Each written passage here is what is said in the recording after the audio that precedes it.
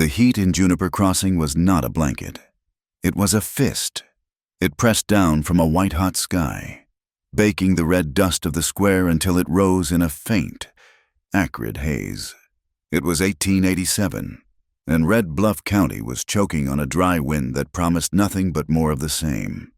Every shutter on the main street was bolted, the general store, the land office, even the saloon all closed, their porches empty, their windows dark. The silence of commerce was replaced by the silence of spectacle. The townsfolk were gathered, not in a mob, but in a brittle, uneasy circle, their faces grim, their clothes dull with the pervasive red grit. They stood clear of the hitching post in the center of the square, leaving an arena clear for the law. Sheriff Silas Crowell stood in that arena. He was a man built of hard angles, his face weathered like old saddle leather, his tin badge a dull spot of authority on his sweat-stained vest. He held a sheet of paper, flapping it once against his thigh as if to shake off the importance of the words. By the authority of the Red Bluff County Court. Crowell's voice was as dry as the ground he stood on. And in the absence of Circuit Judge Harlan, I am charged to serve this warrant. His audience was one woman. She stood alone, her back to the empty watering trough. Her name was Maeve Calloway. The prairie had clawed at her, leaving her homespun traveling cloak in tatters and her face etched with exhaustion. A dark, ugly bruise bloomed beneath her left eye, swollen and purple, but her gaze did not waver. It was fixed on Crowell, straight and defiant, a single point of focused light in the oppressive heat. Accused, Crowell continued, relishing the word, of horse theft, felonious, and battery against a citizen of this county. A collective intake of breath hissed through the crowd. Horse theft was a hanging offense. There was no appeal, no negotiation. It was a short rope and a long drop, and the cottonwoods down by the dry creek bed served just as well as a gallows. This warrant, Crowell held the paper higher, is sealed by the court. He turned it, showing the faint, smudged wax insignia, binding and legal. At his side, his deputy, Jude Mallory, shifted his weight. Mallory was a younger man, softer in the belly but harder in the eyes. He held a length of heavy iron chain, the links dangling from his fist, the manacles already open. He rattled them once, a sound like a dry warning, sharp and metallic. Standing apart from the gathered ring of townsfolk, near the shaded boardwalk of the assay office, a man watched. He was separate, obscured by the deep shadow thrown by the overhang. Calder Holt. His hat was pulled low, its brim stained with sweat and alkali. The angles of his face were as rigid as the sheriff's, but where Crowell was weathered by public scrutiny, Holt was hardened by solitude. He was the owner of the Sparrow Ridge Ranch, a place high in the canyons that most people only knew as a name.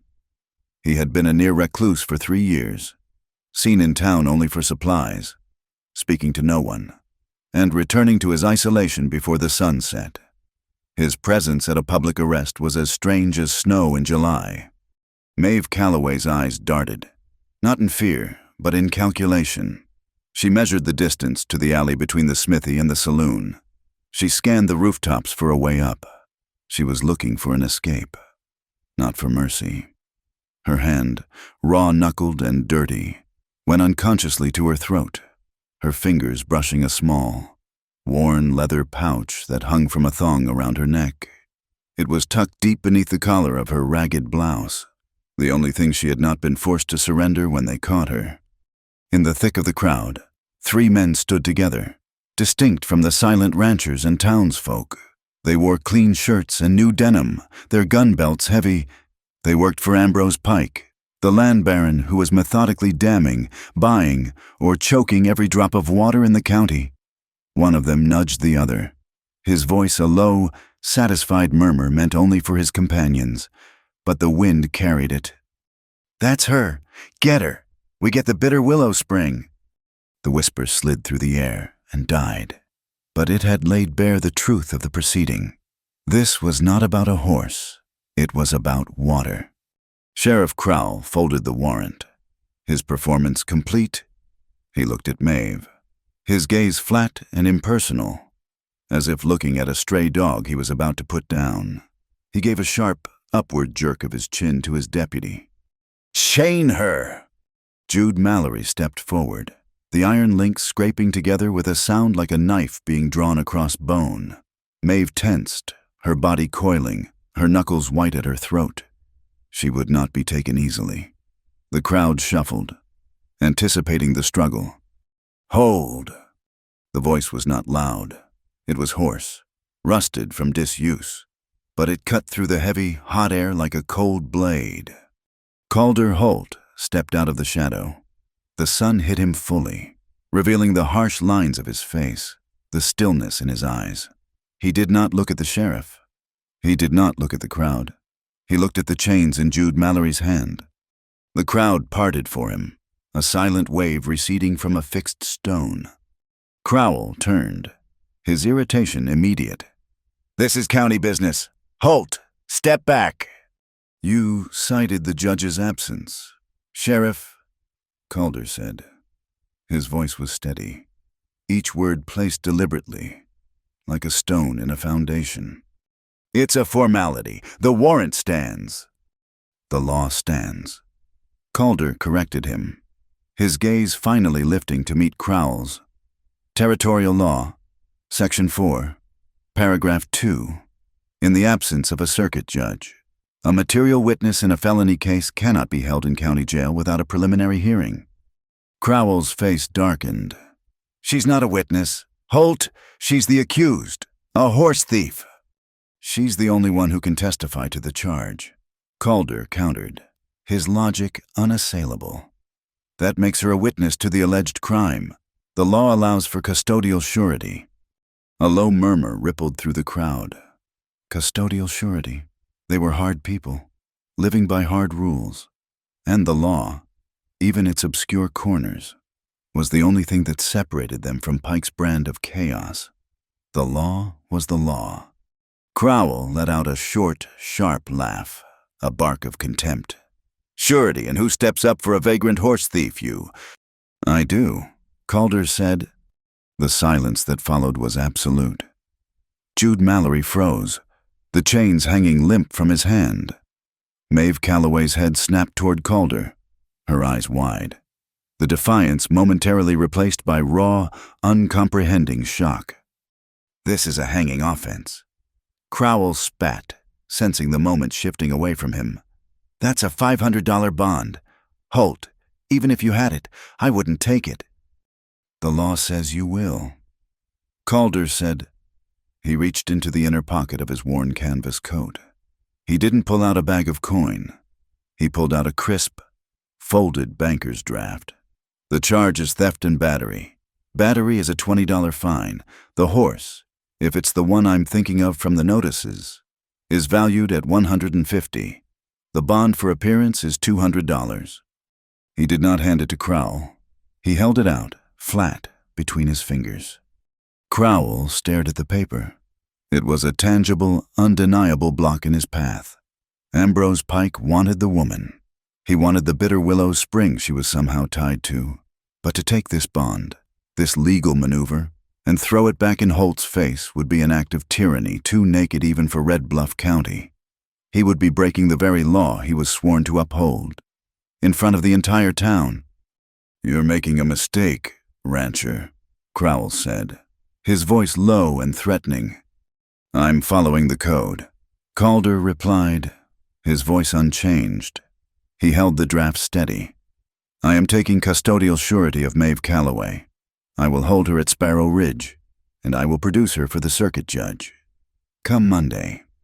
The word hung in the air. Monday, 3 days. With a snarl of frustrated rage, Crowell snatched the paper from Calder's hand. He shoved it into his own vest pocket. He glared at Maeve, then at Holt. He wanted to give the order. He wanted to see the iron on her wrists, but he was beaten, and he knew it. He jerked his head at Jude Mallory. "Stand down." Jude's face soured. He let the chains fall. the heavy links hitting the dust with a dull, final thud. Calder Holt held his place for 1 second longer. He looked past the sheriff, past the deputy, and met Maeve Calloway's gaze. He saw the bruise, the exhaustion, the fight, and the sudden, terrifying flicker of hope. He offered her no comfort, no smile. He simply gave a single, curt nod. "This way," he said. He turned his back on the sheriff, on the chains, and on the stunned crowd. He began the long walk across the square toward his buckboard wagon, parked near the silent smithy. He didn't look back to see if she was following. He knew she would. Maeve Calloway stood frozen. The sun beat on her head. The chains lay in the dust at her feet. She looked at the beaten sheriff, at the furious, defeated eyes of Pike's men.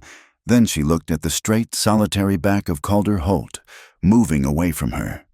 She pushed herself off the trough. Every muscle screamed in protest. She ignored the pain, taking a deep, ragged breath of the hot, dusty air. She put one foot in front of the other and followed him. The trail to Sparrow Ridge was not a road. It was a scar, climbing from the baked floor of the county flatlands into the high, thin air of the Cypress Canyons. The buckboard wagon, with its dry, ungreased axles, was the only sound. A rhythmic, protesting shriek that echoed off the rock walls. The sun was angling west, and the oppressive, fist-like heat of the town square had been replaced by a sharp, cold wind that carried the scent of pine needles and dust. The wind whipped at the tatters of Maeve Calloway's cloak and stung her bruised face, but she was grateful for it. The cold was clean. They sat a world apart on the narrow wooden bench. The silence between them was a physical thing, a chasm as wide and deep as the one they now skirted. It had been this way for a full hour, ever since Calder Holt had helped her onto the seat, his hand firm on her elbow. Impersonal, applying the same pressure he would to a stray calf, and climbed up beside her. Maeve kept her hands locked in her lap, her right thumb rubbing a continuous, worried circle over the knuckles of her left. Her gaze was fixed forward, on the strained backs of the two mules pulling the wagon, but her entire being was focused on the man beside her. He had not spoken. He had not looked at her. He just drove, his shoulders set, his hat brim pulled low, his attention fixed on the treacherous switchbacks. He was her savior, and he was her jailer. He had paid $200 for her. The thought sent a chill colder than the wind down her spine. No one paid that kind of money for a stranger without expecting to be repaid in kind. She felt the small leather pouch beneath her blouse, pressing against her skin. It felt heavy, heavier than any iron chains. It was the reason Crowell had come for her. It was the reason Pike's men had whispered her name. She clutched it through the thin fabric of her blouse, the sharp, folded edges of the papers within a familiar, terrible comfort. She had protected it this far. She had to protect it for 3 more days. They rounded a final bend, and the canyon opened into a high, wind-swept meadow. In the center, nestled in a grove of gray-green cypress trees, stood the house. It was stark, solitary. It was a house built of necessity, not comfort. The porch was silent, no chair left out to catch the evening sun. The stables beyond were neatly fenced, but the main barn door was shut, and no animals milled in the corral. It was a place of deep, profound quiet. Calder pulled the wagon to a halt by the hitching post, the shriek of the axles dying with a final groan. The silence that rushed in was absolute. He set the brake, wrapped the reins, and climbed down. He didn't offer her a hand this time. He just stood, waiting. Maeve gathered her tattered skirts, her muscles screaming in protest, and lowered herself to the ground, landing hard. The silence stretched again, pulled taut between them. He looked at the sky, then at the house. Finally, he spoke. His voice was the same as it had been in the Square Horse, flat and final. "Warm water is ready." 4 words. They landed like dry sticks on the dusty ground. They were not an apology, not a welcome. They were a fact. He turned and walked toward the house. Maeve hesitated for only a second before following him onto the porch. The door was unlocked. He pushed it open, and the smell of pine tar soap and cold ashes rolled out. The inside was a reflection of the man. It was spare, orderly, and cold to the point of immaculate. The main room was a kitchen and a living space. A cast-iron stove stood dark in one corner. A scrubbed pine table and 2 chairs stood in the center. The floors were swept clean. The tin plates and cups stacked neatly on an open shelf. There was no clutter, no mail, no newspapers. It was the house of a man who owned nothing he did not use. Maeve's gaze moved from the clean shelves to the mantel over the cold fireplace. There, tucked between a tin of tobacco and a sharpening stone, was a small, silver-plated photograph frame. It was tarnished, and the glass was cracked. The picture was old, faded to shades of brown and pale yellow.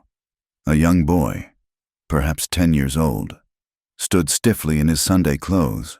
Beside him, her hand on his shoulder, was a woman with bright, flyaway hair, smiling at something beyond the frame. They were standing by a creek, the water blurring at their feet.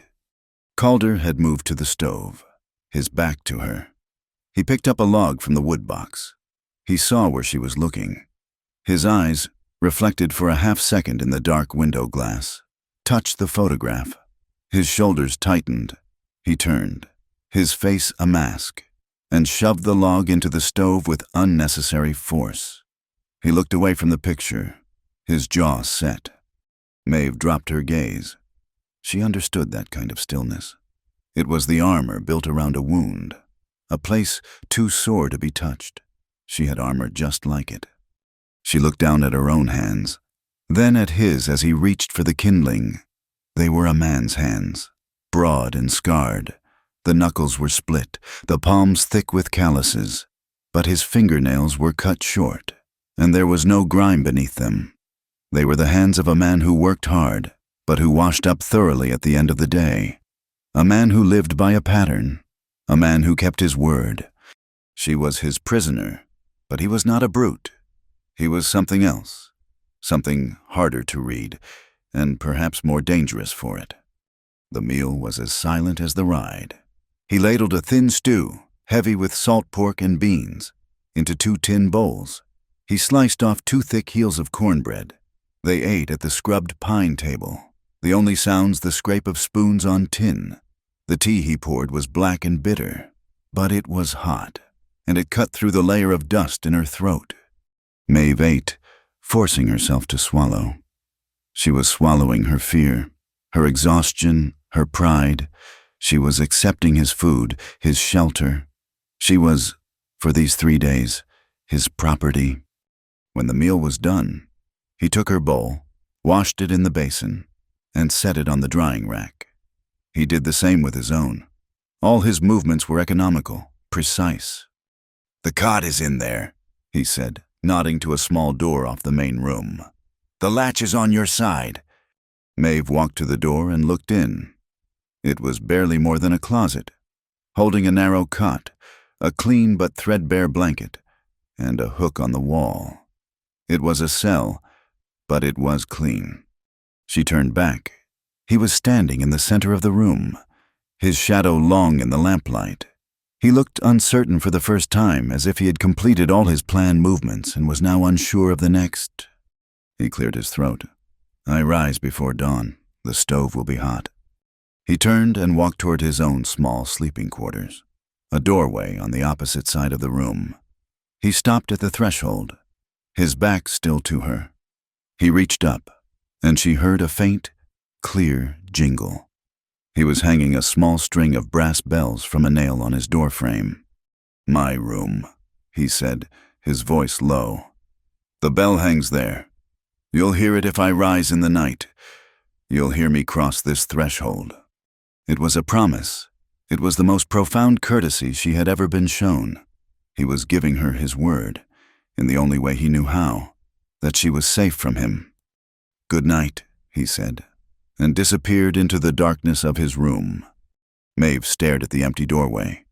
She heard the faint creak of his cot as he sat down, then silence. She stepped into her own room and pushed the door closed. Her fingers found the wooden bolt. She slid it home. The sound was loud, definitive. In the quiet house, she sat on the cot, but she did not lie down. She waited. She listened to the house settle. She listened to the wind move through the cypress trees outside. She waited 1 hour, then 2, until the silence of the house was deep and absolute. Only then did she allow herself to move. Her hands, shaking with cold and delayed fear, went to the thong at her neck. She pulled the small leather pouch out from beneath her blouse. It was worn soft with sweat and time. The flap was held closed by a single button. She undid it. Inside were 2 items, a small, tin blue tintype of her mother, the face already fading, and a sheaf of folded papers. They were brittle, the edges scorched black as if pulled from a fire. She unfolded the top one, her movements agonizingly slow, terrified the paper would disintegrate. It was a deed transfer, written in a shaky, educated hand. She did not need to read all of it. She knew the words by heart. Her eyes went to the last, crucial line, written above a faded wax seal. All rights to the Bitter Willow Spring, with attendant lands transferred in full to MC, witnessed Pastor Eliason. This was her inheritance. This was her curse. This was the reason a good woman was dead, and the reason Ambrose Pike would tear the county apart to find her. Maeve folded the paper with reverent care. She tucked it back into the pouch, back with the image of her mother. She slid the pouch back under her blouse, the leather cold against her skin. She lay back on the cot, pulling the thin blanket up to her chin. She did not close her eyes. She stared into the absolute darkness of the small room, her heart a cold, hard knot in her chest. Just have to live past Sunday, she whispered to the shadows. Just live past Sunday? The cot was a board, and the blanket was thin. Maeve had not slept. She had only fallen into a state of rigid, listening exhaustion. She was awake before the light, jolted by a faint, clear jingle from the main room. The brass bells. He was up.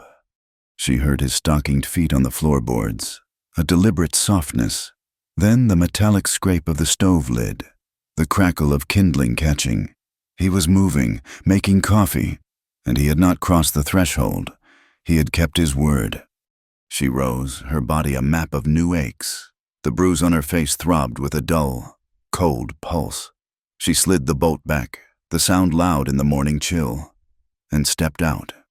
Calder Holt was at the stove, his back to her, silhouetted against the new fire. He had already been outside. His hair was damp with melted frost. The kitchen was filled with the sharp, clean scent of burning cypress and the richer smell of coffee boiling.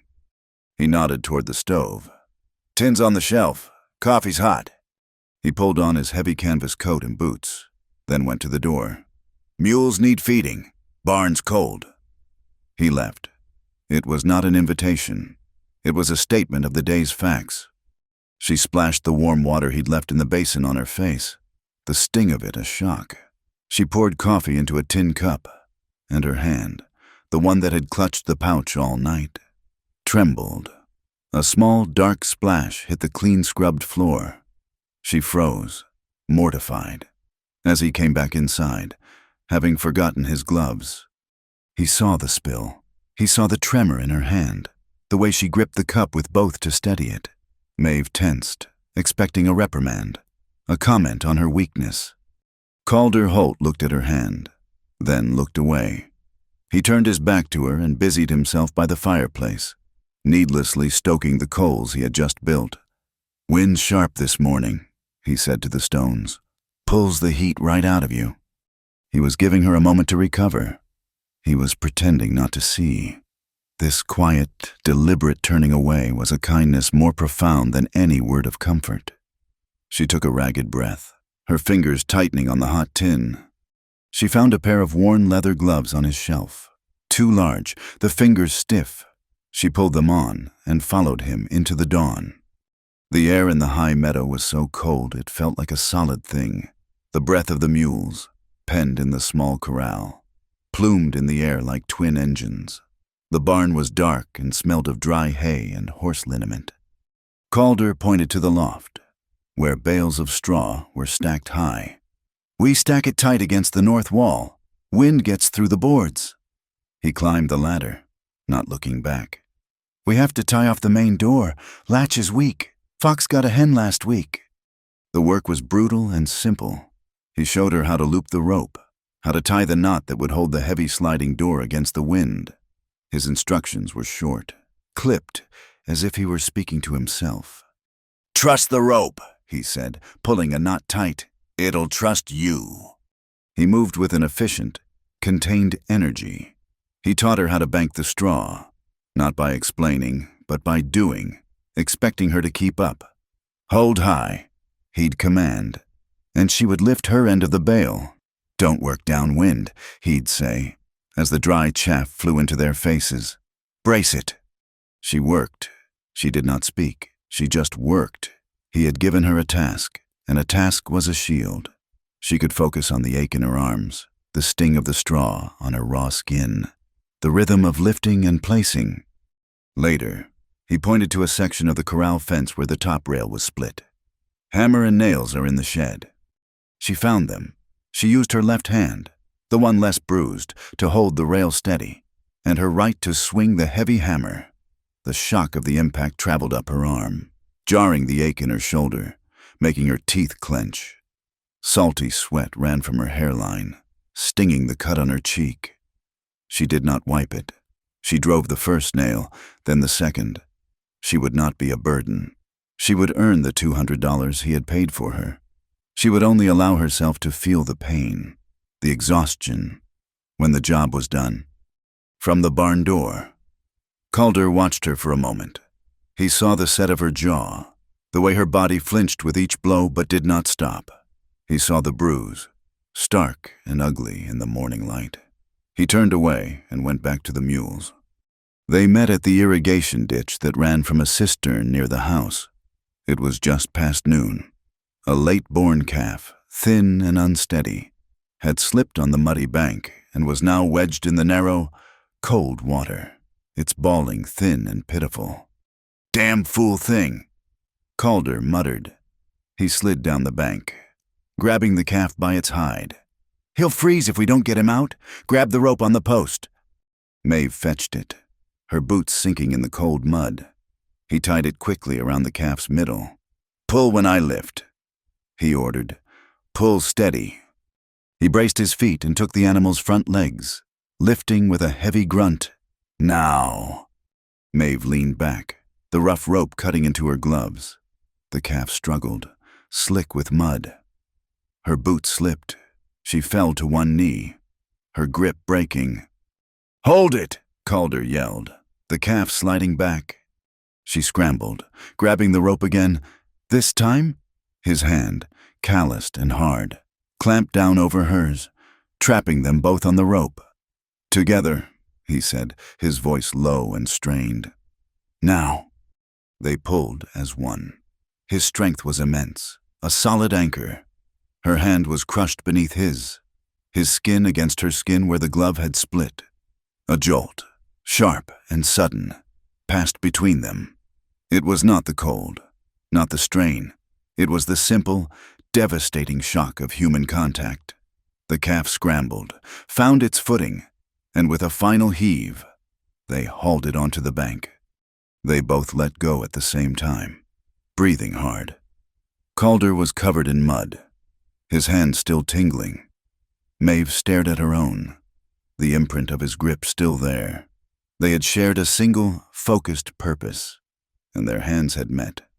A silent, electric charge hung in the air. Calder looked at her, his gaze intense, then quickly dropped his eyes to the calf, which was shaking and bleeding. "Take him to the barn," he said, his voice rougher than before. "Rub him down with a dry sack." He turned and walked away toward the house, wiping his muddy hand on his trousers, leaving her with the animal. That evening, the house was different. The silence was not empty. It was filled with the shared memory of the day's labor. The fire crackled. The stew simmered. After they ate, Calder took a block of soft pine from the wood box and a small knife and began to whittle. He worked with the same focused precision he applied to everything, shaving thin, fragrant curls of wood onto the hearth. Maeve found herself restless. The quiet was a relief, but also a new kind of prison. Her eyes scanned the room, landing on the small shelf by the cold photograph. Tucked at the end was a slim, leather-bound book, its spine cracked grace in the wasteland. She picked it up. His whittling did not pause. She opened it. The pages were thin. "My wife's," he said, not looking up. The words fell into the silence, explaining the cold house, the empty chair, the photograph. She liked the words. Maeve sat at the table, opening to a dog-eared page. She began to read, her voice at first hesitant, then gaining strength. She read of finding water in dry places, of building a home in the rock. Her voice was clear, a counterpoint to the hiss of the fire and the soft shh of his knife on the wood. Calder did not speak. He just whittled, the block of pine slowly taking the shape of a spoon handle. He nodded, almost imperceptibly, in time with the rhythm of her voice. She was filling the silence he had lived in for 3 years. She finished the chapter and let the book rest in her lap. The spell of the day's labor and the evening's peace had settled on them. A fragile truce. She had to break it. "The bitter willow spring," she said, her voice quiet but clear. His hand stopped. The knife rested on the wood. He did not look at her, but his entire body was listening. "The one Pike's men mentioned in the square," she continued, her heart starting a low, heavy beat. "I've heard of it. Has it ever run dry?" Calder stared into the fire. The silence stretched, filled now with the unsaid. He could have lied. He could have told her he knew nothing of it. He placed his knife and the half-formed spoon carefully on the mantel. "No," he said, his voice flat. "That spring pulls from the deep rock. It's never run dry. Not unless a man dammed it." The words were a confirmation. He knew.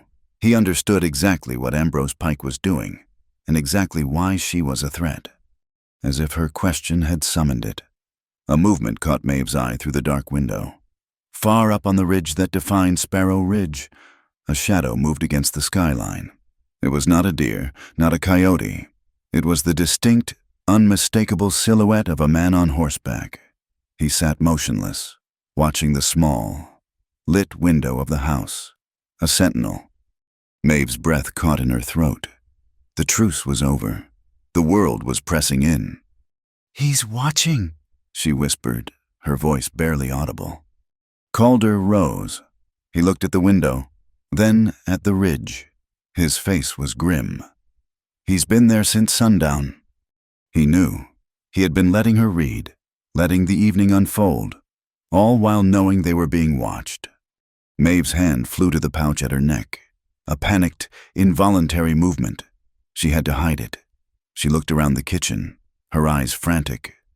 The stove, no. The cupboard, too obvious. Her eyes fell on the hearth, near the wood box. One of the floorboards looked slightly uneven, while Calder watched the ridge, his back to her. Maeve knelt as if to add a log to the fire, her fingers trembling again. Fumbled at the edge of the board. It was loose. She prized it up, revealing a shallow, dark space beneath. Her heart was a trapped bird, hammering against her ribs. She slipped the leather pouch from her neck. Its weight, its warmth, left her skin. She dropped it into the dark space and pushed the board back into place. She stood up, her legs shaking. Calder turned from the window. He had seen her movement, seen the desperation. He said nothing about it. He simply walked to the rack by his door, where his heavy coat hung. From behind it, he took his Winchester rifle. It was already immaculate, the barrel a dull blue, the wooden stock oiled and smooth.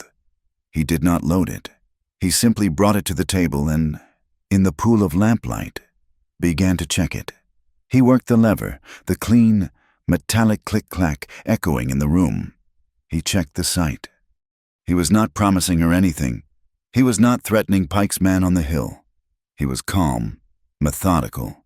He was stating a fact, just as he had stated the fact of the warm water. He was here. The rifle was here, and Monday was still 2 days away. He finished his inspection and deliberately placed the polished rifle on the 2 wooden pegs above the main door, where it was in easy reach of any hand that might need it. In the back office of the Juniper Crossing Saloon, the air was thick with cigar smoke and the smell of stale whiskey. Ambrose Pike swirled the amber liquid in his glass, the light from the oil lamp catching the heavy gold ring on his finger. "He's a stubborn fool. Holt is," Pike said, his voice a smooth, cultured rumble. "He always has been. But this is an inconvenience." Sheriff Silas Crowell shifted in his chair, the wood creaking under his weight. He had not touched his own glass. He played the law. Ambrose, in front of the whole town. He paid the bond. My hands were tied. "Your hands are paid for, Silas, not tied," Pike said mildly. He slid a heavy linen envelope across the table. It was thick with banknotes. "The bond is a nuisance. The woman is the problem. My sources confirm she has papers from that fool preacher, Eliason, before he died. I want them." Crowell's eyes fixed on the envelope. He did not reach for it. "And what if she doesn't have them? What if Holt is a broken man hiding in an empty house? This Calloway woman is the first thing he's shown a spine for in 3 years. It's pathetic." Pike leaned forward, his smile gone. "By Sunday, Silas, by the time that circuit judge sobers up and rides into town, those papers must be lost, misplaced, irretrievable. Do you understand?" Crowell nodded, his gaze still on the money. "And Jude," Pike said, turning his attention to the deputy, who stood silent by the door. Jude Mallory straightened, his hand resting on his gun butt. "Sir." "This woman, this thief, Calder Holt, is harboring. She's trouble. The kind of trouble that follows people. Fires start. Accidents happen." Pike took a long draw from his cigar, letting the smoke curl toward the ceiling. "Old man Hemlock, up on the North Ridge. He speaks for Holt in town. He's been complaining about his water rights." Jude's lip curled in a slow smile. "Hemlock's got a new barn, full of his summer hay.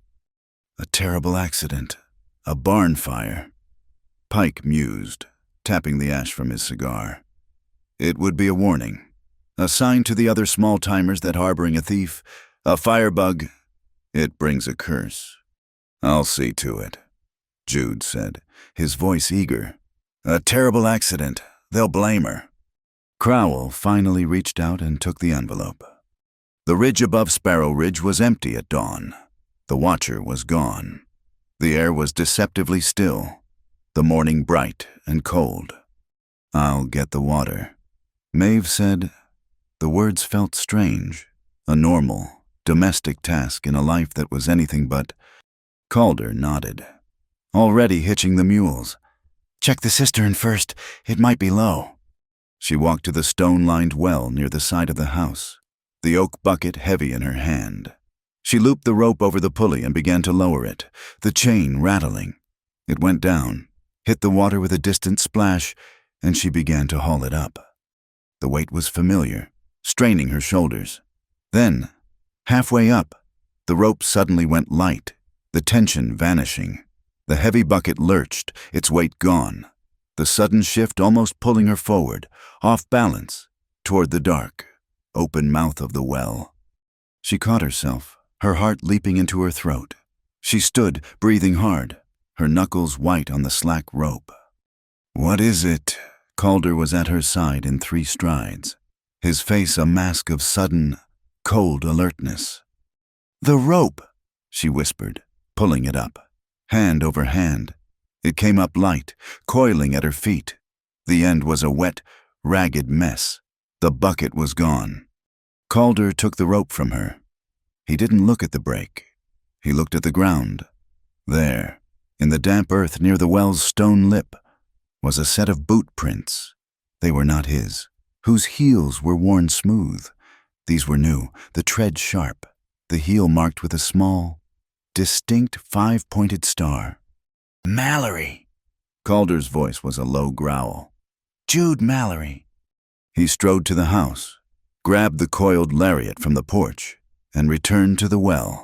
He fashioned a loop, feeding it down into the darkness. After 3 tries, he snagged the bucket handle. He hauled it up, the rope scraping against the stone.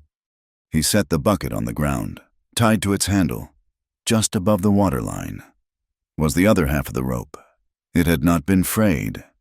It had been cut, sliced 3/4 of the way through with a sharp blade, just enough to hold for 1 or 2 trips, but guaranteed to snap under the full weight of the water. Maeve stared at it. If the rope had broken a second sooner, her own momentum would have carried her straight into the well. "He was here," Calder said, his voice flat, but vibrating with a controlled rage. "Not on the ridge. He was here, on my porch, at my well, while we slept." The message was clear. "We can get to you. We can get to her. The house is not safe." They spent the day in a new, taut silence. Every sound a hawk's cry. A falling pine cone made Maeve jump. They worked on the fence line, but Calder never let her out of his sight. The Winchester slung over his back. Late in the afternoon, a plume of smoke rose in the sky to the north. It was too thick, too black, to be a chimney. "That's Hemlock's place," Calder said, his voice grim. An hour later, they saw the rider. He came hard, his horse lathered, and he didn't stop until he was in the yard. It was Hemlock's son, barely 16, his face pale and streaked with soot. "Pa sent me. Calder," the boy gasped, sliding from the saddle. "The barn, it's gone. The whole crop, burned to the ground. Someone torched it, lit the hay himself." Maeve felt the blood drain from her face. "And Crowell was there before the flames were even high. He's telling everyone it was her." The boy pointed a trembling, soot-stained finger at Maeve. "He said the horse thief you're harboring is a firebug, trying to cover her tracks, burning out the county." "Get your horse in the barn, son," Calder said, his voice dangerously calm. "Water him. You'll stay here tonight. It's not safe on the road." The boy looked at Maeve, his eyes wide with fear and accusation, and led his horse away. "They're painting me," Maeve whispered, her hands clenched. "A thief, and now a firebug. By Monday, they'll have me a murderer, too." Calder just stared at the fading column of smoke. This changes it." That night, sleep was impossible. Maeve lay on her cot, her eyes wide open, tracing the lines of the wood ceiling. Calder sat in the main room, in the dark, the Winchester resting across his lap. The house was a trap. Just after midnight, a new sound drifted down from the ridge. It was not the wind. It was a faint, rhythmic clink, clank, clink, metal striking stone. Maeve was out of her room in an instant. Calder was already at the window, a black shape against the faint starlight. "What is it?" she whispered, standing beside him. "Surveyors," he growled. "Pike's men. They're staking the dam site, on the ridge. They're not even hiding it. They're marking the rock." The sound was an arrogant violation. It was the sound of theft, brazen and loud in the dark, a declaration that the fight was already over. Maeve's hands trembled. "He can't. Calder, he can't have that water." "It's just water. Maeve, this is land. This is—" "It is never just water," she hissed, her voice fierce, breaking with a pain he had not heard before. "My mother, we were on the trail. From Illinois, our guide missed the spring. The wagons ran dry. It was a drought year." Calder turned slowly, looking at her in the dark. "There was a creek," Maeve continued, her voice tight, forcing the words out. But men like Pike, they had bought the rights. They guarded it with rifles. They were charging $1 for one bucket. Her breath hitched. We didn't have it. We waited. We begged. She just dried up. She died of thirst. She died looking at a river, while men with guns told her it wasn't hers to drink. I swore. Her voice dropped to a raw, shaking whisper. I swore I would never let another man own the reign, not while I was breathing. The confession hung in the cold, dark room. It filled the silence that had lived there for so long. Calder was quiet for a long time. His gaze drifted to the mantel, to the cracked, silver-plated frame. "The boy," he said, his voice so low she almost didn't hear it. "In the picture, Eli, my sister's son." Maeve waited, her own story suspended. "My wife, Sarah, she was watching him. Down by the South Fork. It's a dry bed. Most of the year, you wouldn't think. But the rains came off the mesa. A flash flood." He swallowed, his eyes fixed on the memory. It came down like a wall of mud and rock. She said she tried to hold him. She said the water, it just took him from her hands. He closed his eyes. She never forgave herself. She stopped speaking, mostly. The house got quiet. She died 2 years later. The silence, it just took her, too. He turned back to the window, to the sound of the hammers on the ridge. Pike thinks he can build a wall. He thinks he can hold that water, own it, but you can't own it. You can't control it. You try, and it kills everyone, one way or another. Their two tragedies, one of thirst, one of flood, met in the middle. They were silent, two partners in loss, staring out at the men who were trying to harness the one thing that had destroyed them both. "Monday," Calder said, his voice now hard. "The judge will want facts, not stories." "I have the papers," Maeve said. "The transfer, Eliason's signature." "The signature is a claim," Calder said, turning from the window. "But the law out here, priority of use, that's the law that matters. We need proof. We need to document every family, every farmer who draws from the bitter willow, how long they've used it, how much they need." "They're scared," Maeve said. "After Hemlock's barn, they're scared of Pike," Calder said. "But they're more scared of thirst. We ride at dawn." They spent the next day, Saturday, in a desperate, quiet race against time. They rode out, Calder's rifle in his scabbard, Maeve's eyes scanning the horizon. They didn't go to the farms. They went to the bitter willow itself. They measured the flow. They mapped the small, hand-dug irrigation ditches. They wrote down the names, the dates, the history of the water, building a case. Back in the corral that evening, Maeve took down Calder's spare lariat. She was coiled tight with nervous energy. She needed to do something. She swung it, trying to rope the fence post, and failed, the loop collapsing. Calder watched her fail twice. "You're all arms," he said, stepping off the porch. "You're trying to force it." He stood behind her, not close enough to touch, but close enough for her to feel his presence, to smell the scent of soap and leather. "The power isn't in your shoulder. It's here." He tapped his own hip. "Set your hips. Feel the ground. The throw comes from your whole body." He reached out, his calloused, scarred hand covering hers on the rope, adjusting her grip. The touch was like the one at the ditch electric. Solid, but this time it was slow, deliberate. "Now," he said, his voice low, near her ear. "Don't throw it. Let it go. Let your wrist roll like the south wind turning a leaf. Smooth." She took a breath, focused on his hand, on his voice. She set her feet, swung the loop, and let her wrist roll. The lariat sailed out, a perfect open circle, and settled cleanly over the post. Maeve let out a sharp, surprised breath. She looked back at him, a small, genuine smile touching her lips for the first time. "I did it." He almost smiled back. His eyes were focused on her, not the rope. He just nodded. his gaze lingering. Again. He went into town just before dusk, a fast, tense ride for coffee and shells. He was back in an hour. He walked into the kitchen, his face a grim, hard mask. He said nothing. He just dropped a crumpled piece of paper on the table. Maeve picked it up. It was a flyer, the ink still fresh. Beware the Calloway woman, horse thief and firebug, now hiding at Sparrow Ridge, using her wiles to seduce honest men and steal their land. Ask Calder Holt what price she's asking. This is Pike Land Co. territory. We will protect our county. Maeve's face burned hot, a shame worse than the bruise.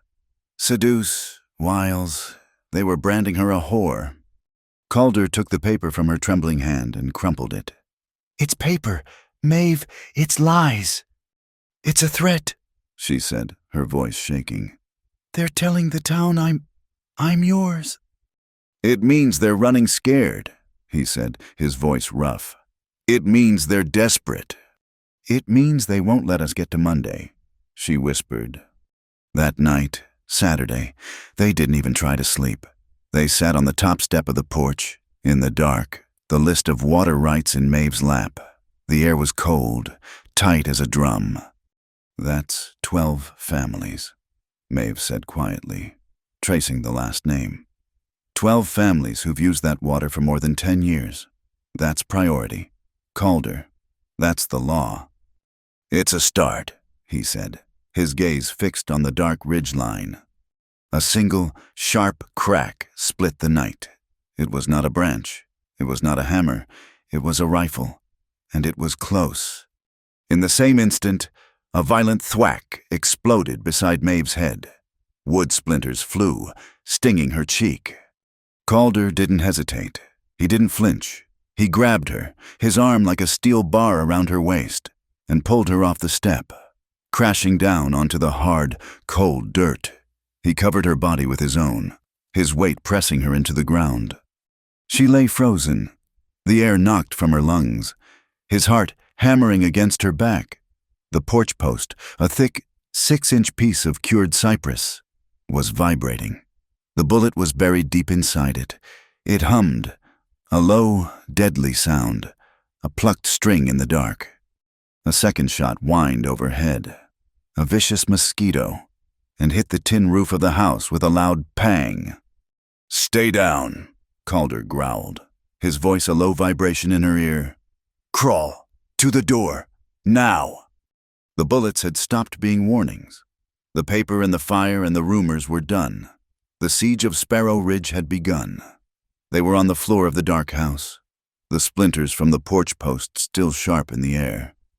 Maeve's heart was a trapped bird, beating against the floorboards. Calder was a heavy, warm weight, shielding her, his breath hot against her ear. The Winchester was in his hand, its muzzle pointed toward the door. Silence. The single vibrating hum of the bullet in the wood was the only sound. The shot had been a declaration. The next one would be a kill. They waited. 1 minute, 2. The night was a held breath.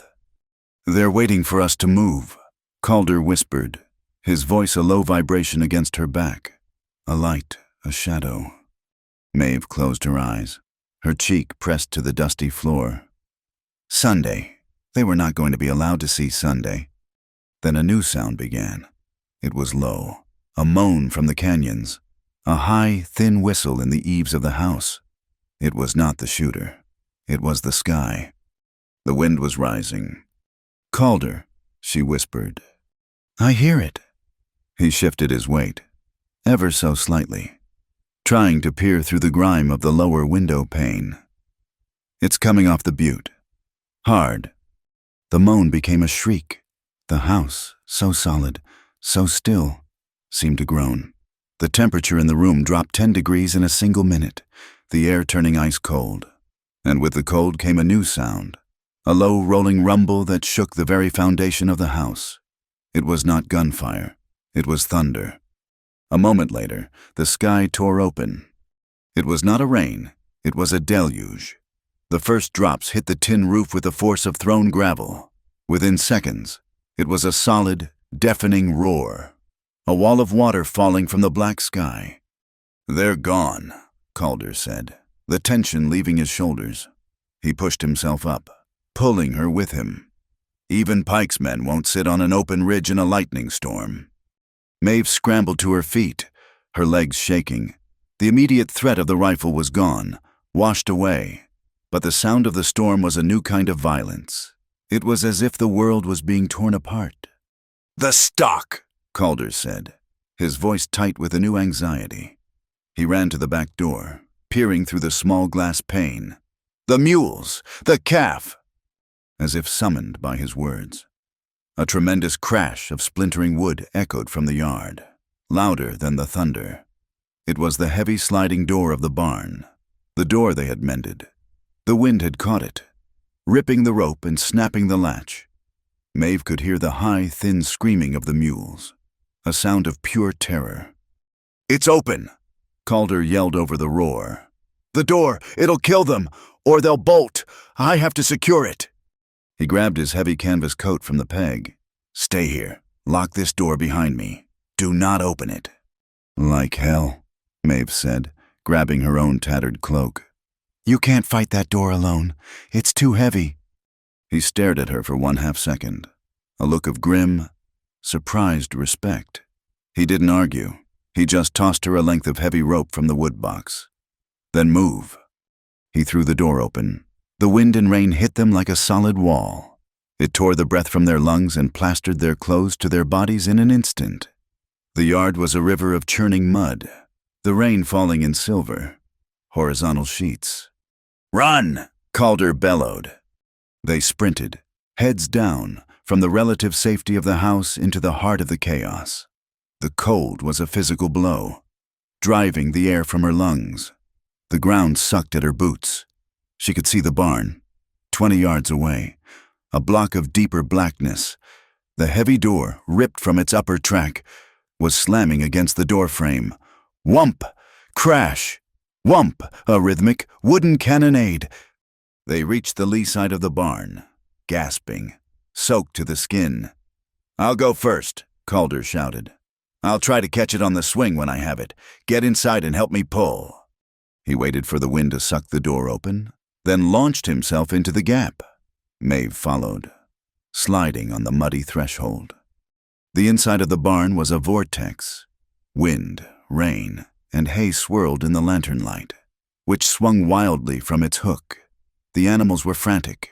The mules kicked at their stalls, their eyes white. The calf huddled in the corner, bawling. Calder had his shoulder against the heavy door. "Maeve, help me!" She threw her whole weight next to him. Together, they pushed against the storm. The wind fought them, a living, screaming thing. "Now!" Calder roared. They shoved, their feet sliding in the mud and wet hay. The door moved, inches at a time, scraping and groaning. It slammed shut, plunging the barn into near-total darkness, muffling the storm's roar to a terrifying drumbeat on the roof. They stood, leaning against the wood, their chests heaving. "It's shut," Maeve gasped. "But the latch is gone! It won't hold!" "The timber," Calder said, his voice strained. He stumbled away into the dark, toward the tack room. Maeve heard him kicking at something. He returned, dragging a heavy 8-foot fence post. "Brace it against the floor bolt." Together, they angled the heavy timber, wedging it between the closed door and a heavy iron ring set in the barn floor. It held. The door shuddered as a gust hit it, but the post was solid. It was done. They were safe. The silence that fell was thick, broken only by the endless, drumming rain and the nervous, shuffling breaths of the animals. Calder moved, his boots heavy, and retrieved the storm lantern. He turned up the wick, his hands shaking. A small, trembling, golden light pushed back the darkness. It illuminated their small, protected world, the steam rising from the mules' backs, the glint of the hayfork, the smell of wet wool, warm animals, and dry straw. And it illuminated her. Maeve was shivering, a deep, uncontrollable tremor that shook her entire body.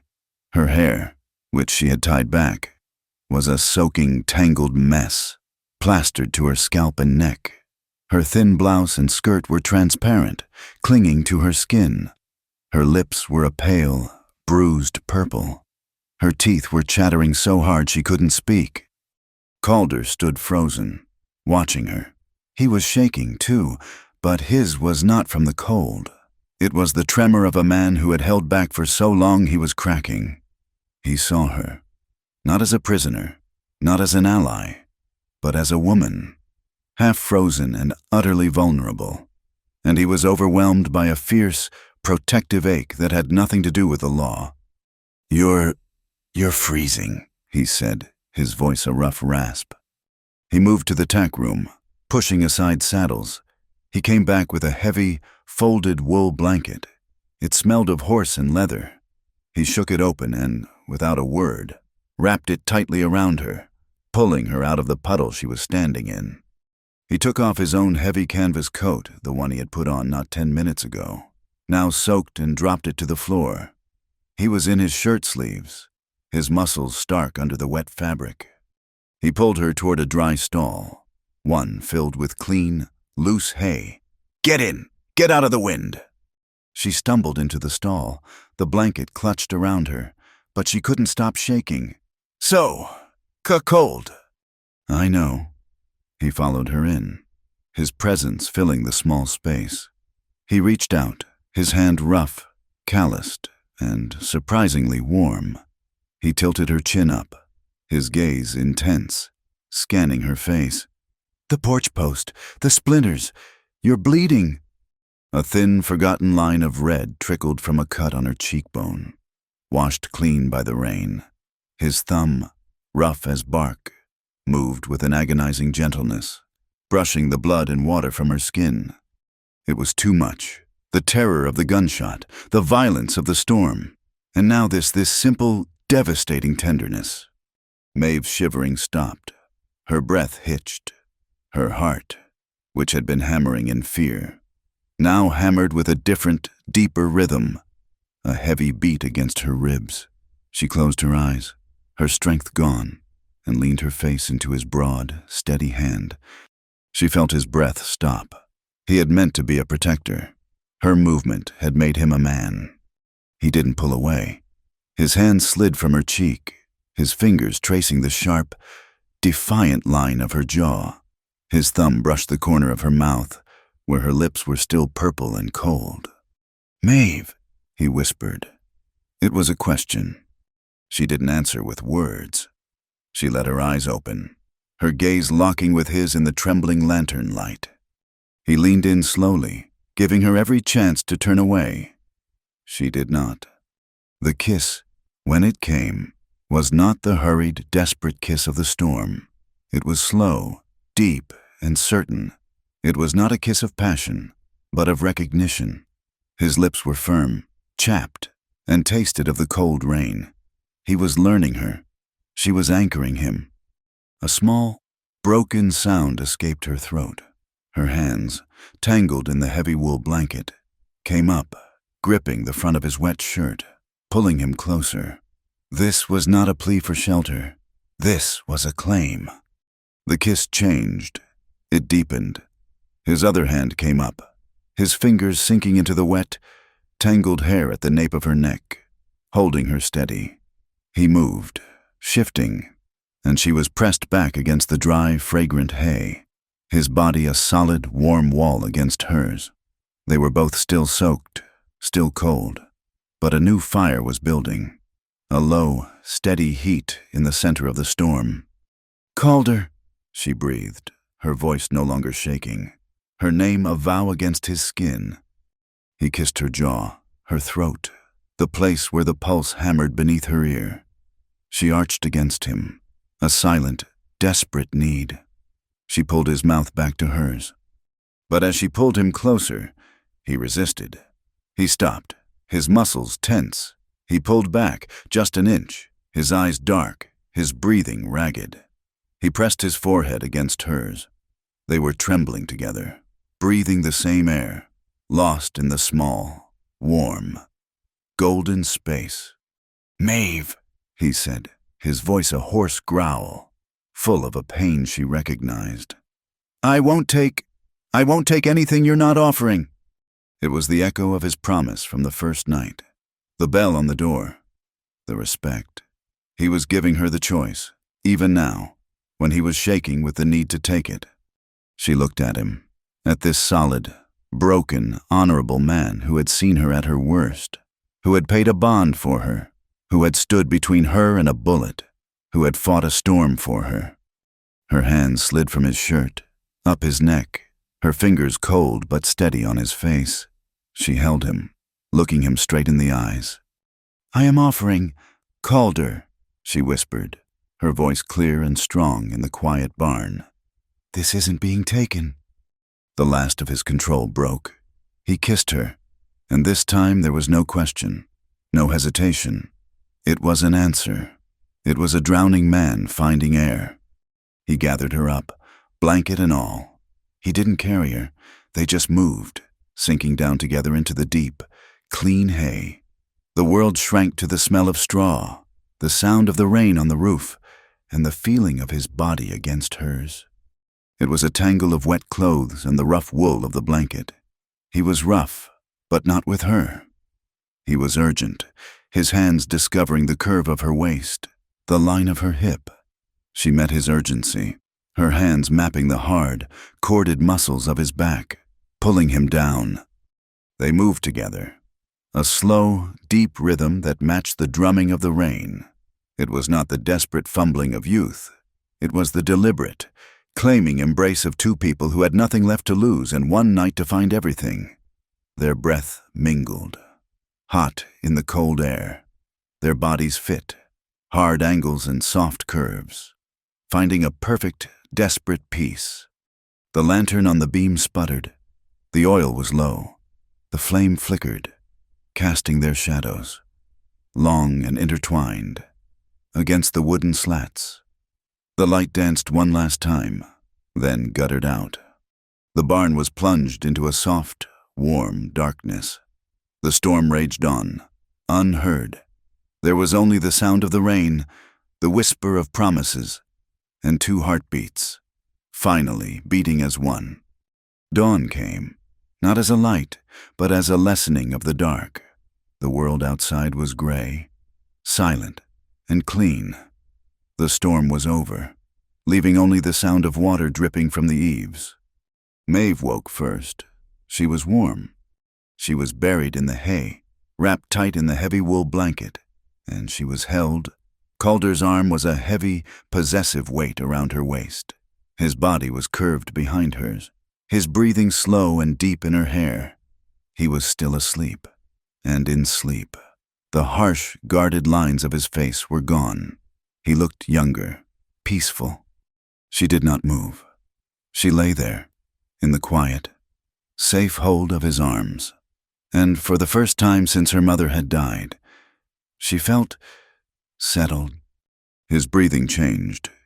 He was waking. His arm tightened, pulling her closer. A possessive, instinctive movement before his eyes even opened. He went still. He was awake, remembering. He didn't pull away. He just looked at her, his gaze steady in the pale gray light. He saw her watching him. The man who had been her jailer, her protector, her partner. He lifted his free hand, the calloused, scarred one, and brushed the dry, tangled hair from her face. His gaze was quiet, steady, and full of a new, profound knowledge. He didn't smile. He didn't have to. They were allies. They were partners. And they were more. A sound, sharp and clear, cut through the morning's quiet. A horse whinnying from the yard. And then another. The real world had returned. Sunday had begun. The whinny from the yard was sharp, a sound of the living, and it broke the spell. Calder was on his feet in a single, fluid motion, pulling on his still damp trousers, his back to her, all business once more. The intimacy of the night evaporated in the cold, gray light. It's Sunday, he said, his voice flat, his back a rigid wall of muscle. "Pike's Day." He was already at the barn door, checking the makeshift brace, peering out into the washed-clean yard. Maeve dressed quickly, her hands fumbling, her skin tingling where he had held her. The heavy wool blanket, smelling of hay and him, felt like an accusation. She left it folded. Back in the house, the air was cold. The fire in the stove was long dead. Calder worked the kindling, his movements precise, economical, as if the last 12 hours had never happened. But when Maeve reached for the coffee tin, her hand brushed his. He didn't pull away. His fingers closed over hers for one brief, crushing second. A silent, grim acknowledgement, before he let go and turned back to the fire. "We have to move," she said, her voice quiet. "I know. You don't know all of it. Calder, it's not just the water rights." He stopped, the poker in his hand. He turned to face her. The new, pale light from the window illuminated the lines of exhaustion on his face, and the new, steady set of his jaw. "Then tell me," he said. "Tell me all of it." She didn't speak. She walked to the hearth, her feet sure. She knelt, her fingers finding the loose edge of the floorboard. She pulled it up from the dark, hollow space. She retrieved the oilskin-wrapped pouch. She laid it on the scrubbed pine table between them, the same table where they had eaten their first silent, bitter meal. She unwrapped it. "This," she said, her hand steady, "is the transfer, the one from Pastor Eliason. It's my mother's right. It's why they found me." He nodded. "I have seen it." "No," she said. She unfolded the brittle paper, scorched at the edges. "You saw the top. You didn't see the addendum, or the witness." She pointed. "And this." She pulled out a second, smaller book, a thin ledger bound in cheap blue cloth. "This is the sawmill ledger, Pike's old sawmill, the one that burned down 2 years ago. The same fire that destroyed the county land office and all the original claim maps." Calder's eyes narrowed. He took the book. "My father," Maeve said, her voice low. "He kept the books for Pike. He was a good man, but he was a weak man. He saw things. He knew Pike was buying men, land, even the law. When he died, my mother kept this. She knew it was the only thing protecting us." Calder opened the ledger. The pages were columns of names and numbers. "Look at page 12, Maeve said. "And 13, payments, materials, A.P. Holdings. That's Ambrose Pike. Now look at the disbursements. J.M.M., $200. K.L., $200. D.V., $150.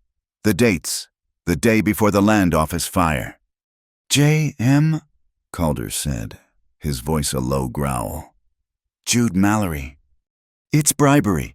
Calder," she said, her voice gaining strength. "He paid them to burn the building, to destroy all the original claims. He's been building his empire on ashes. This book, this is the proof." Calder Holt closed the ledger. He stared at the blue cover, and for the first time, Maeve saw a slow, cold rage build in his eyes. A fire banked for 3 long years. He understood. This was not just a fight for water. It was a fight against a man who had murdered, by fire and by proxy, to steal the entire county. "We can't carry these," he said, his voice like gravel. "Crowell's men will be watching. They'll have a warrant. They'll search us, and if they find these, we'll be dead before we hit the ground." He stood and walked to the shed, returning with a length of old 2-inch iron pipe and 2 caps. "The originals. We hide them. The copies we use." He took a sheet of clean paper from Sarah's old writing desk and a pen, with meticulous care. Maeve copied the deed transfer. She copied the addendum. She copied pages 12 and 13 from the sawmill ledger. Calder watched, his face grim, the Winchester leaning against his chair. When she was done, he rolled the precious originals the scorched deed. the blue ledger into a tight scroll. He slid them into the iron pipe, screwed the caps on tight, and sealed them with pine tar from the stove. He took her outside, to the ridge behind the house. He stopped at a place where the cypress trees thinned, revealing a wide, flat granite stone. Chiseled into its surface were two faint markings, SR, and below it, the number 12 ID. "My grandfather's survey marker," Calder said. "The corner of his original claim." With a spade, he dug a hole 3 feet deep beside the rock. He placed the iron pipe at the bottom and filled the hole, tamping the earth, replacing the rocks and pine needles until it was indistinguishable from the surrounding ground. He stood up, wiping the dirt from his hands. "Safe. Now," Maeve said, tucking the copies inside her blouse. "We need witnesses." They didn't ride the main road. They took the high trail, the one that cut through the canyons, and came into Juniper Crossing from the east. Hidden, they left the horses in a gully and walked to the small stone chapel. The bell was silent. Father Barrow was on his knees, not in prayer, but weeding a small, stubborn patch of onions in the church garden. He was a man made of root and sinew, his knuckles swollen with age, but his eyes were as clear and sharp as the morning air. "Father," Calder said, his hat in his hands. The old man looked up. He saw Calder. Then his eyes moved to Maeve. He saw the bruise, the exhaustion, and the steel in her spine. He rose slowly, wiping his hands on his cassock. "Calder Holt," he said, his voice a dry rustle. "It has been a long time since you sought grace. And you," he said to Maeve, "you are the one they call a thief." "We are the ones who need a witness," Maeve said, pulling the copied deed from her blouse. "Do you know this hand?" Barrow took the paper. He didn't need spectacles. His eyes traced the signature. "Eliason." He breathed. "Pastor Eliason." "Yes." He touched the paper as if it were a holy relic. "I knew his hand. He always made his G's as if they were leaning left, tired from the journey. He was a good man, a true man. Pike's talk, the rumors, it hounded him. He left, they said, went back east. Or worse," Calder said quietly. "Or worse," Barrow agreed, his face grim. "Pike's shadow is long." He handed the paper back to Maeve. "What do you ask of me?" "The judge is coming," Maeve said.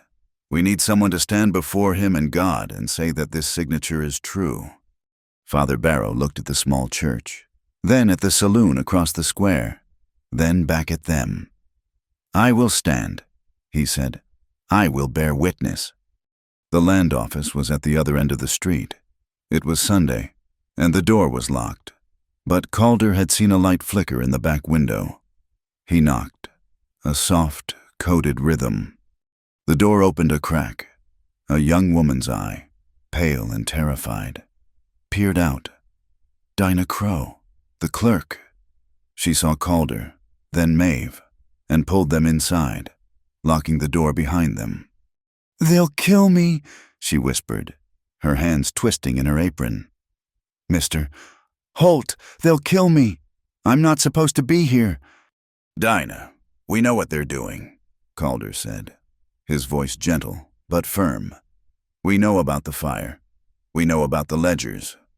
The girl's face crumpled. "He made me do it," she sobbed, a sound she stifled in her hands. "Sheriff Crowell, he stood right here. He watched me. He made me take out the old page and put in the new one. Page 7, the Bitter Willow Register." "Show us," Maeve said. Dinah led them to the massive, leather-bound county ledger. She opened it to the register, her finger trembling as she pointed. "Here, page 7. It's new paper. You can see it. It says Pike's company filed a Priority 1 claim in 1880. "That's a lie," Maeve said, her voice cold. "My claim, the Eliason claim, is from 1872. The Hemlock claim is from 75. "I know," Dinah whispered.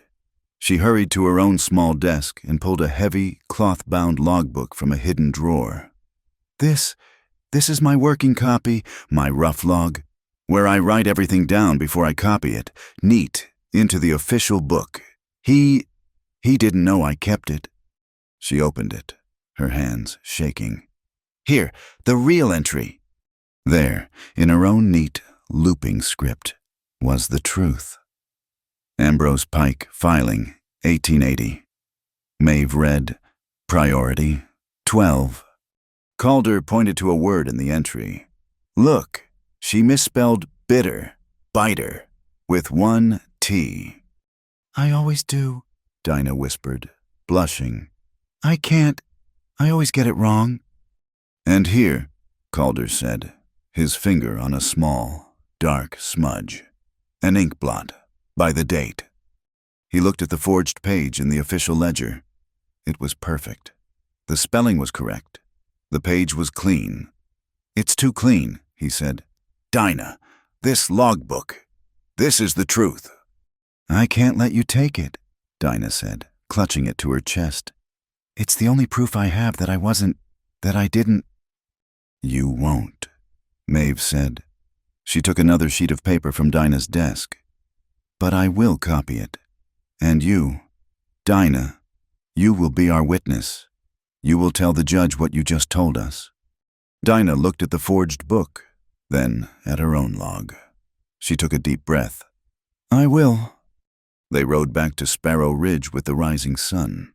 A new, desperate energy filled the kitchen. Calder took an old, empty ammunition box from his shed. "Our truth chest," he said, his voice grim. They placed the evidence inside, one piece at a time. The copy of the Eliason deed, the copy of the sawmill ledger pages, the copy of Dinah's real page 7. Maeve added the list of the 12 families, their names, their claim dates. Finally, she wrote a new page. Witnesses Father Barrow to confirm the signature of Pastor Eliason, Dinah Crow to confirm the forgery of the county ledger. They had it. It was a case. It was sharp. It was true. And it was complete. The sound of a galloping horse broke the morning. It was the Hemlock boy, riding his horse into the ground. He half fell from the saddle, his face white with panic. "Mr. Holt, they're not waiting. They're not waiting for Monday." "What are you talking about, son?" Calder said, grabbing the boy's arm. "A rider. He came in an hour ago. A judge. A traveling circuit judge.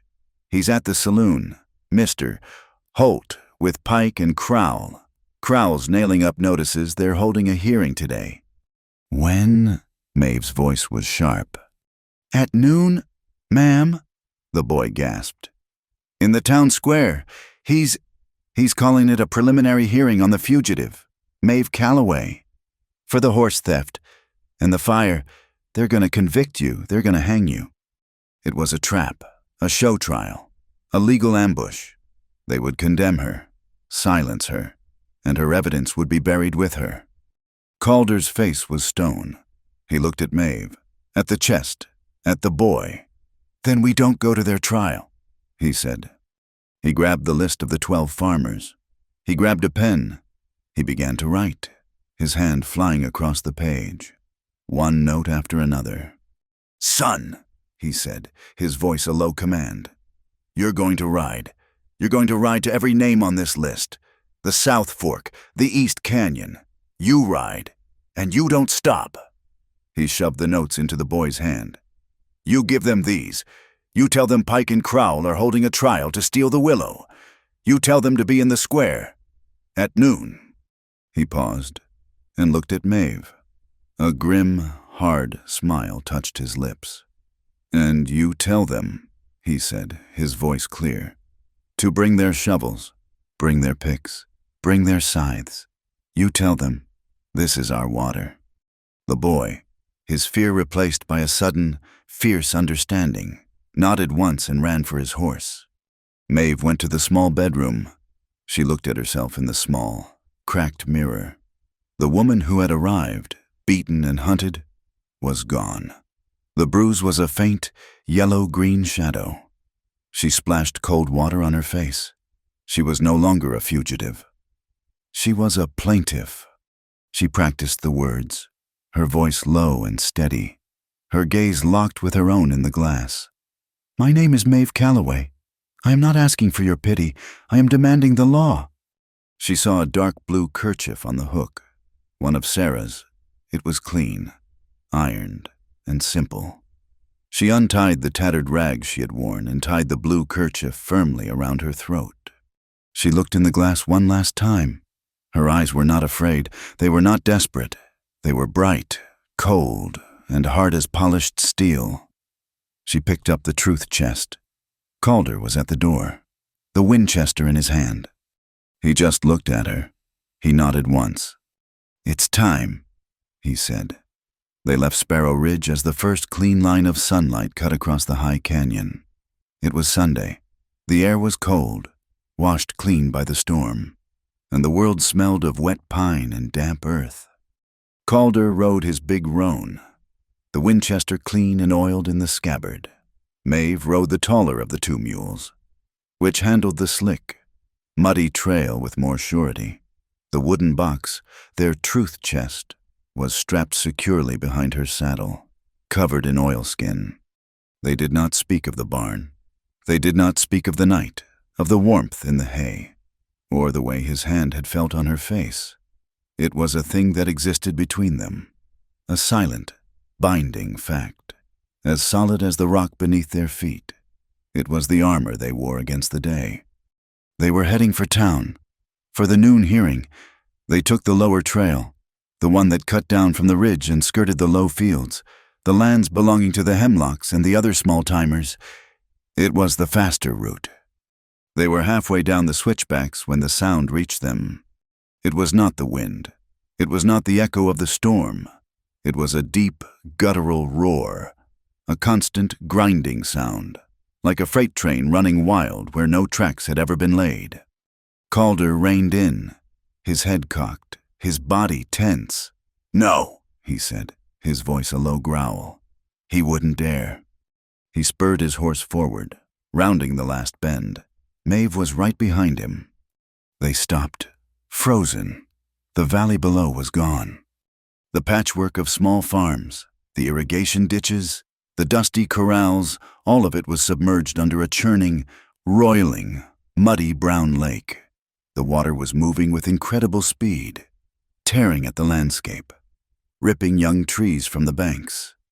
"The South Auxiliary Dam," Calder said, his voice hollow, the words torn away by the roar. "Pike's men, they broke it. After the storm, they used the runoff." It was a final, devastating act of malice. It was aimed at the very heart of their support, the lowlanders, the men the Hemlock boy had been sent to summon. It was an attempt to wipe them out, to blame the flood on the storm, or, worse, on the firebug Maeve. The roar was punctuated by a sound of pure terror, the high, thin screaming of animals. On a small, shrinking patch of high ground, a tiny island in the center of the torrent, a half-dozen calves and one mule were stranded. The water was rising, fast, licking at their legs. "That's Hemlock stock," Calder bit out, his face a mask of cold fury. The few he had left. He didn't wait. He didn't plan. He spurred his horse, a wild, reckless sound tearing from his own throat. The roan plunged down the collapsing trail, fighting the mud, galloping straight toward the edge of the flood. Calder unslung his lariat as he rode, his eyes fixed on the stranded animals. Maeve was right behind him. She slid from her mule, her feet sinking deep in the red mud. The truth chest was secure. She grabbed the lariat from her own saddle, the one he had taught her to use. Calder's horse hit the water, plunging in up to its chest. Fighting the powerful current, he made it to the edge of the deepest channel, the horse swimming now, its eyes white. He threw a long, desperate cast. The loop sailed true, snagging the mule. He wrapped the rope around his saddle horn and began the slow, brutal work of dragging the terrified animal back toward the bank, the horse fighting for its own life against the weight. "Maeve the calves," he bellowed over the roar. She ran, The bank was a sheer, collapsing wall of wet clay.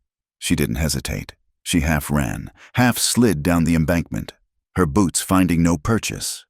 She slammed her body against the trunk of a half-submerged cypress, digging the heels of her boots deep into the web of exposed roots, anchoring herself.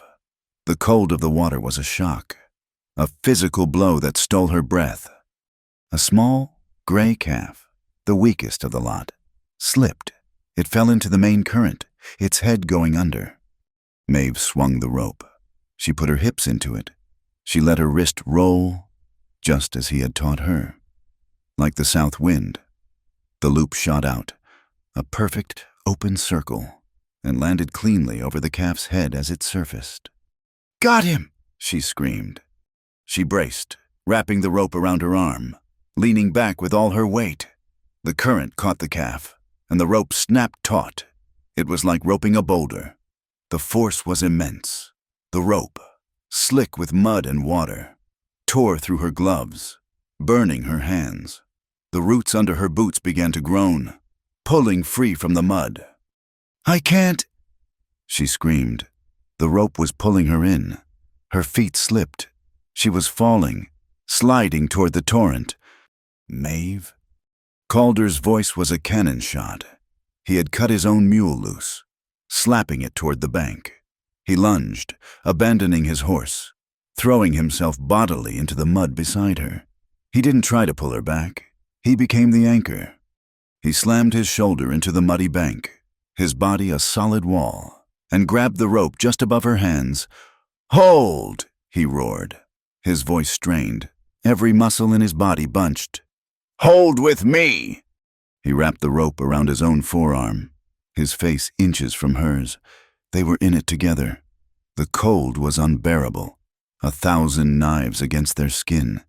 His strength, combined with hers, held the line. The rope vibrated, singing with the strain, but it did not break. Just as their shared strength was beginning to fail, a new sound cut through the flood's roar. Shouting, human shouting. A wave of men crested the ridge. It was the farmers. Hemlock, his face streaked with soot. The others, they came running, carrying not rifles, but their tools, shovels, picks, heavy axes. The Hemlock boy had found them. They were on their way to the trial. "It's Holt, he's in the water. My God, they've got the Calloway woman." 4 men rushed down the bank, grabbing the rope from Calder and Maeve, hauling the calf to safety. They pulled Maeve up, her legs shaking, her hands raw and bloody. Calder staggered to his feet, covered in mud, his chest heaving. He looked at the breach.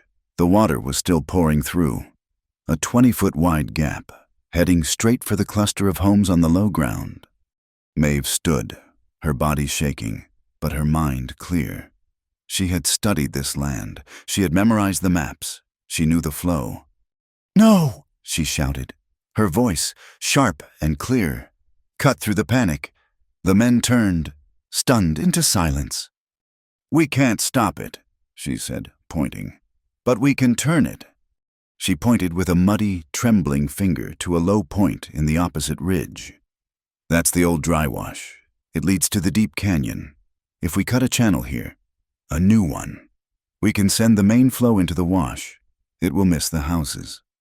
The farmers stared at her. This stranger, this accused thief. "Do it!" Calder yelled, grabbing a shovel from one of the men. "Do what she says now!" That broke the spell. The men surged forward, their tools no longer symbols of protest, but instruments of salvation. "Here," Maeve commanded, her voice ringing with an authority she didn't know she possessed. "Stack rocks on this berm, build it higher, you 4. With the picks, break that bank, start the trench." They worked with a frantic, desperate energy. They were a single machine, fighting the water with stone, mud, and raw muscle, with Maeve Calloway directing their every move. More, we needed deeper. A new group of riders appeared on the ridge, silhouetted against the morning sun. They were not farmers. Sheriff Silas Crowell, Jude Mallory, and 4 of Pike's hired guns. They sat their horses, watching the chaos, their faces dark with contempt. "Well, well," Crowell's voice boomed, dripping with false concern. "Look at the firebug, Calloway, playing in the mud." He spurred his horse forward, his hand dropping to the pistol on his hip. "Maeve Calloway, you are under arrest for the fire at the Hemlock place, and now for this destruction of private property. You broke that dam." He drew his pistol, aiming it squarely at her chest. She did no such thing. "Sheriff!" A new voice, thin but unwavering, cut through the air. A small buckboard clattered to a halt. Father Barrow stood in it, his face pale, his old eyes blazing. Beside him, clutching the seat, was Dinah Crow. They had heard the roar from town and had come to see. "Put that gun away, Silas," Father Barrow commanded. "In the name of God, this woman is not drowning these people. She is saving them." Jude Mallory sneered, his hand tightening on the rifle in his saddle. "She's a witch, is what she is. Got you all spellbound?" He raised his rifle, aiming not at Maeve, but at the sky just above her head. He fired. Crack! The shot was a sharp, ugly sound, meant to scatter them, to break their will, to re-establish fear. "Get away from her. She's a prisoner of the law." The shot had not even finished echoing when Calder moved. He had retrieved his Winchester from his horse. He wasn't aiming at Jude. He was aiming at the thick wooden fence post not 6 inches from Jude's head. Calder fired once. Crack!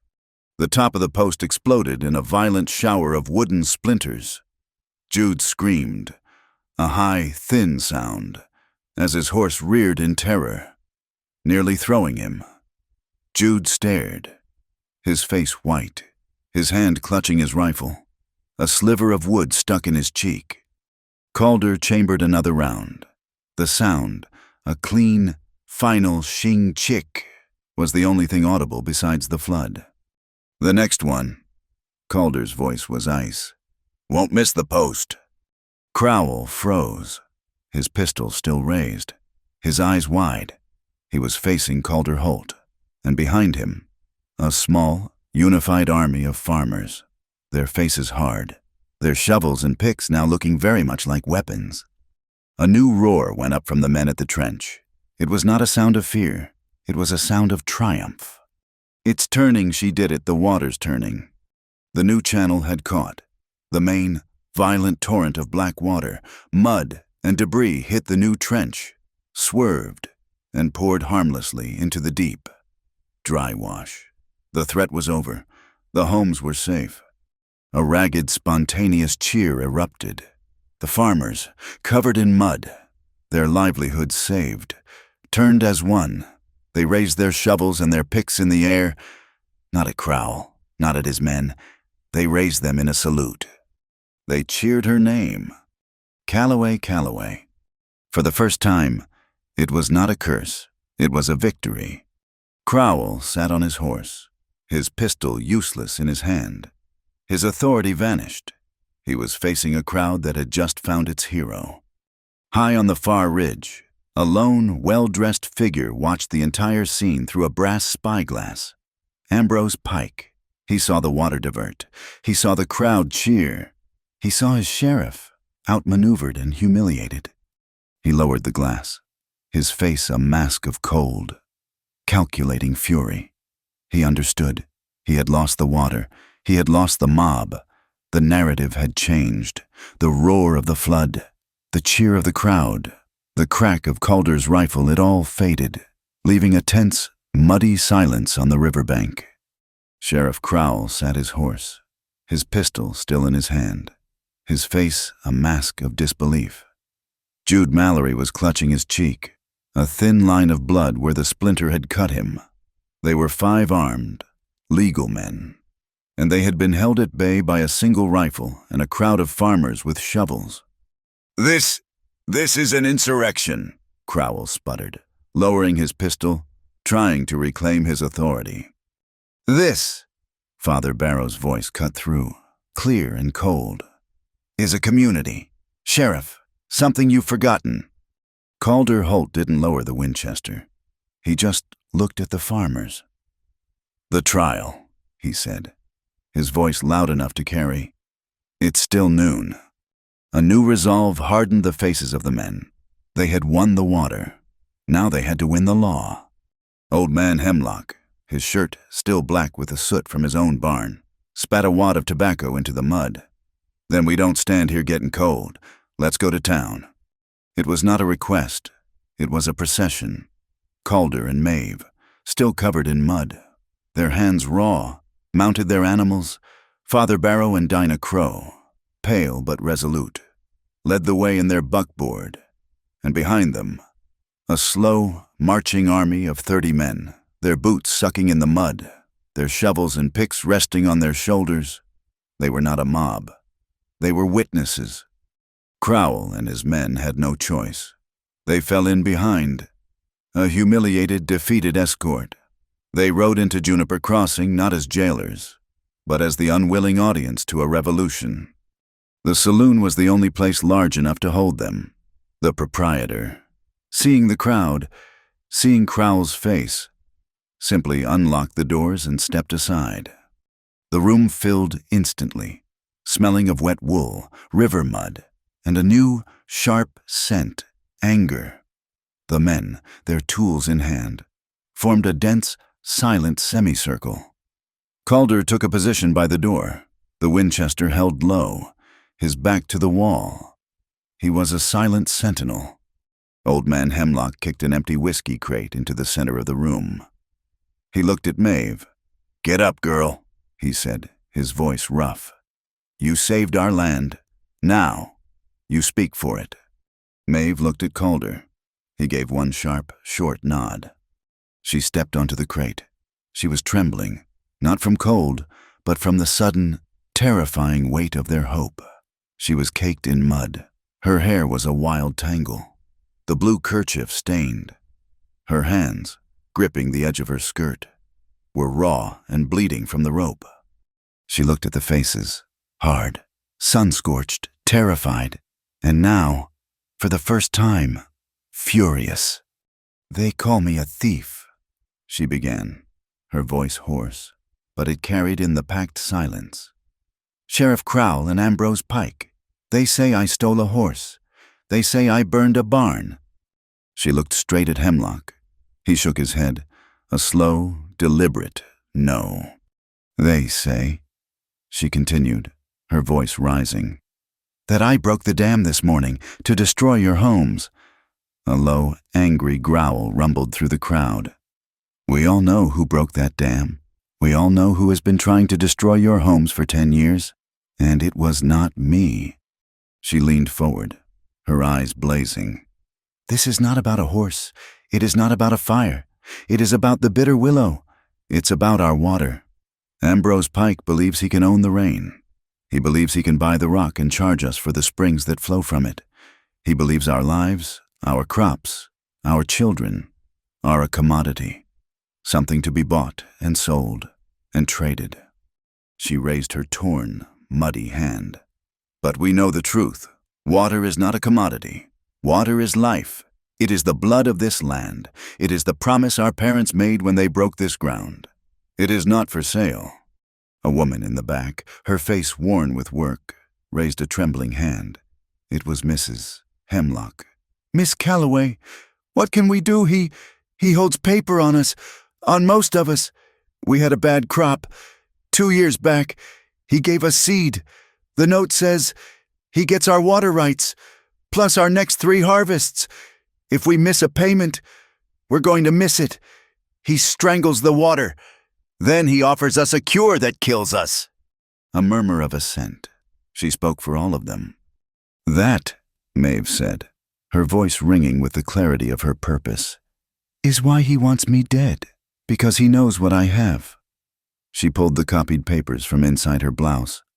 "I hold the Eliason deed, the first claim, priority 1, signed, sealed, and witnessed." She held the paper high. "With this, we don't ask for his water. We tell him when he can have what's left. His claim is 12th. We are first. With this, we break his notes. We break his leverage. We don't have to beg for his runoff. We share the first water, the best water. We set a rotation, a day for the South Ridge, a day for the lowlands. We build a community, not a private dam. We share the water, we share the harvest, and we tell Ambrose Pike, his drought is over. The room was silent. This was more than they had hoped for. This was not survival. This was victory. A farmer in the back looked toward the door, his gaze questioning. Calder, is this true? Is this legal? Calder Holt had not moved. He stood by the door, a muddy, silent statue, his eyes on Maeve. He heard the question. He turned his head and looked at the farmer. He said nothing. He just gave that same short, sharp nod. It was enough. It was a bond. The word of the recluse of Sparrow Ridge, given in public, was worth more than a stack of Pike's banknotes. The old men, the ones who had seen the county before Pike, nodded slowly, one after another. This was the old way. This was right. The Hemlock boy, still buzzing with adrenaline, pushed his way forward. My wagon's outside. Sir Father Barrow, Miss Crow. You can't walk to the square in this. I'll get you there. I'll get you to the trial. The big saloon clock over the bar showed the time 11:30. Dinah Crow, her terror from the land office replaced by a cold, hard righteousness, stepped forward. She held up her own copied page, the one with the ink blot and the misspelled name. He's lying to the judge right now, she said, her voice shaking but loud. Sheriff Crowell is telling him that Pike filed in 1880, priority 1, but this is my log. This is the truth. Pike is priority 12. She didn't hand the paper out. She held it like a banner. The farmers surged forward, craning their necks. Look, it's the blot. Biter, he's right. She can't spell. The murmurs were no longer scared. They were angry. They were organized. Father Barrow raised his hand, and the room fell silent. It is almost time, he said. Ambrose Pike will be in the square. He will have his bought judge. He will have his armed men. They are expecting to see a prisoner dragged in chains. He looked at Maeve, then at the crowd. They will be disappointed. He looked at the clock. When you hear the bell of my chapel, it will not be a call to prayer. It will be a call to witness. When it rings 3 times, that is the signal. That is God's clock striking noon. We will not go to them as prisoners. We will go to them as the county. We will go to them as the court. The meeting was over. Maeve stepped down from the crate, her legs shaking. She moved into the crowd. She stopped at Mrs. Hemlock, who was weeping silently. Maeve took the woman's calloused hand in her own. It will be all right, she whispered. She moved to old man Hemlock. She looked at his soot-stained shirt, at the weariness in his eyes. I am sorry for your barn. He looked down at her. He saw her face, the faded bruise, the new cut. He saw her hands, her palms raw and bloody from the rope. It was wood, girl, he said, his voice thick. You saved the land, you saved my boy. He took her hand, his own calloused and hard, and squeezed it. Her hand was cut, but it was warm, and her grip was firm. He felt the steel in her, and it passed into him. She moved from man to man, woman to woman, shaking every hand, looking them in the eye. She was no longer the Calloway woman. She was Maeve. The crowd began to disperse, not to their homes, but into the square, taking up positions, waiting. Calidar and Maeve stood on the saloon porch, alone for a moment in the sudden quiet. The truth chest was at their feet, muddy but secure. Across the square, they could see Pike's men, 4 of them, flanking the steps of the burned-out land office. A wagon had been drawn up, a table and 3 chairs set upon it, the gallows, the sham court. Calder looked at the men with their shovels, moving into the square. He looked at Maeve, at the set of her jaw. You're not alone anymore, Maeve, he said, his voice quiet. She looked up at him. at this man who was a ghost, her jailer, her partner, She did not have a word for what he was. She reached out, her muddy, rope-burned fingers resting on his forearm. "Look at them. Calder," she whispered. "We're not alone."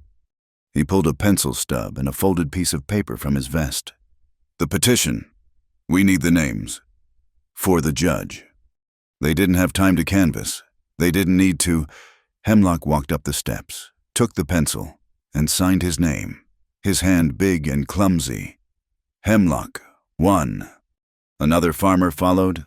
Dawes, 2. Miller, 3. In the space of 5 minutes, on the porch of the saloon, the list of 12 families became a petition of 30 names, signed in mud and anger. In plain sight of Ambrose Pike's men, the list was long, longer than they had ever hoped. The saloon clock chimed, 1 minute to noon.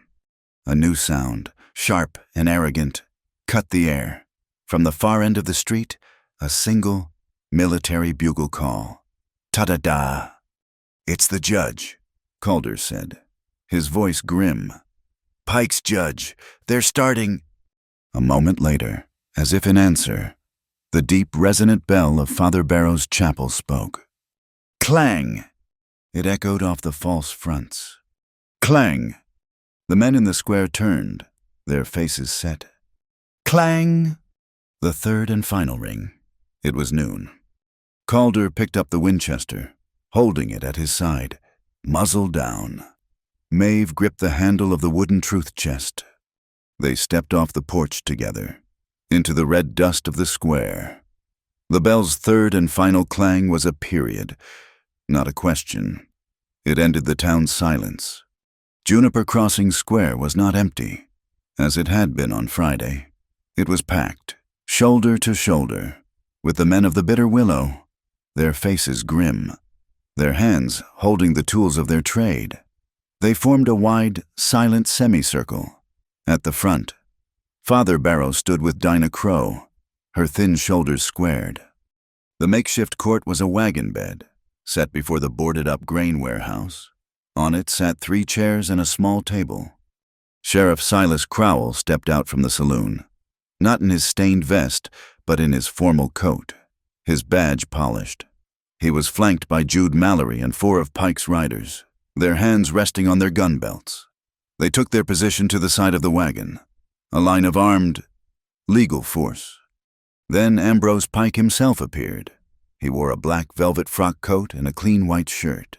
He looked not like a land baron, but like a banker, civilized and assured. He nodded to Crowell, then took a seat at the table, pouring himself a glass of water from a tin pitcher.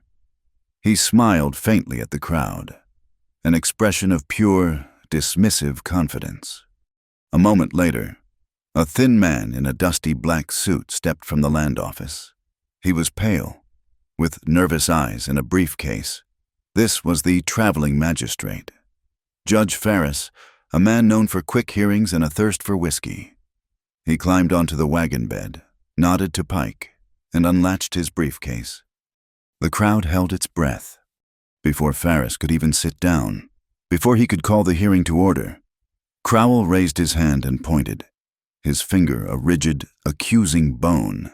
He was pointing directly at Maeve. "There, that is the woman, the fugitive, Maeve Calloway." His voice was a parade ground bellow, designed to seize control. "Judge, I have her by the authority of Red Bluff County. I am taking her into custody. Jude, the chains, seize her." Jude Mallory's face lit with a vicious, triumphant grin. He had been waiting for this. He stepped forward, pulling the heavy, familiar length of iron chain from his belt. The sound of the links, a dry, metallic rattle, cut through the square. The crowd took a collective, hissing breath. This was it. The law, as they knew it, was about to be executed. Jude took 2 steps toward Maeve. "Hold!" Calder Holt stepped forward. He moved from Maeve's side and placed his body directly in Jude Mallory's path. He did not raise his rifle. He did not raise his voice. He simply held up the folded, copied pages in his left hand. "This proceeding is not a criminal hearing," Calder said, his voice flat and cold, but it carried to every corner of the square. "This is a civil matter. This woman is a plaintiff, and she is here to present evidence of a crime."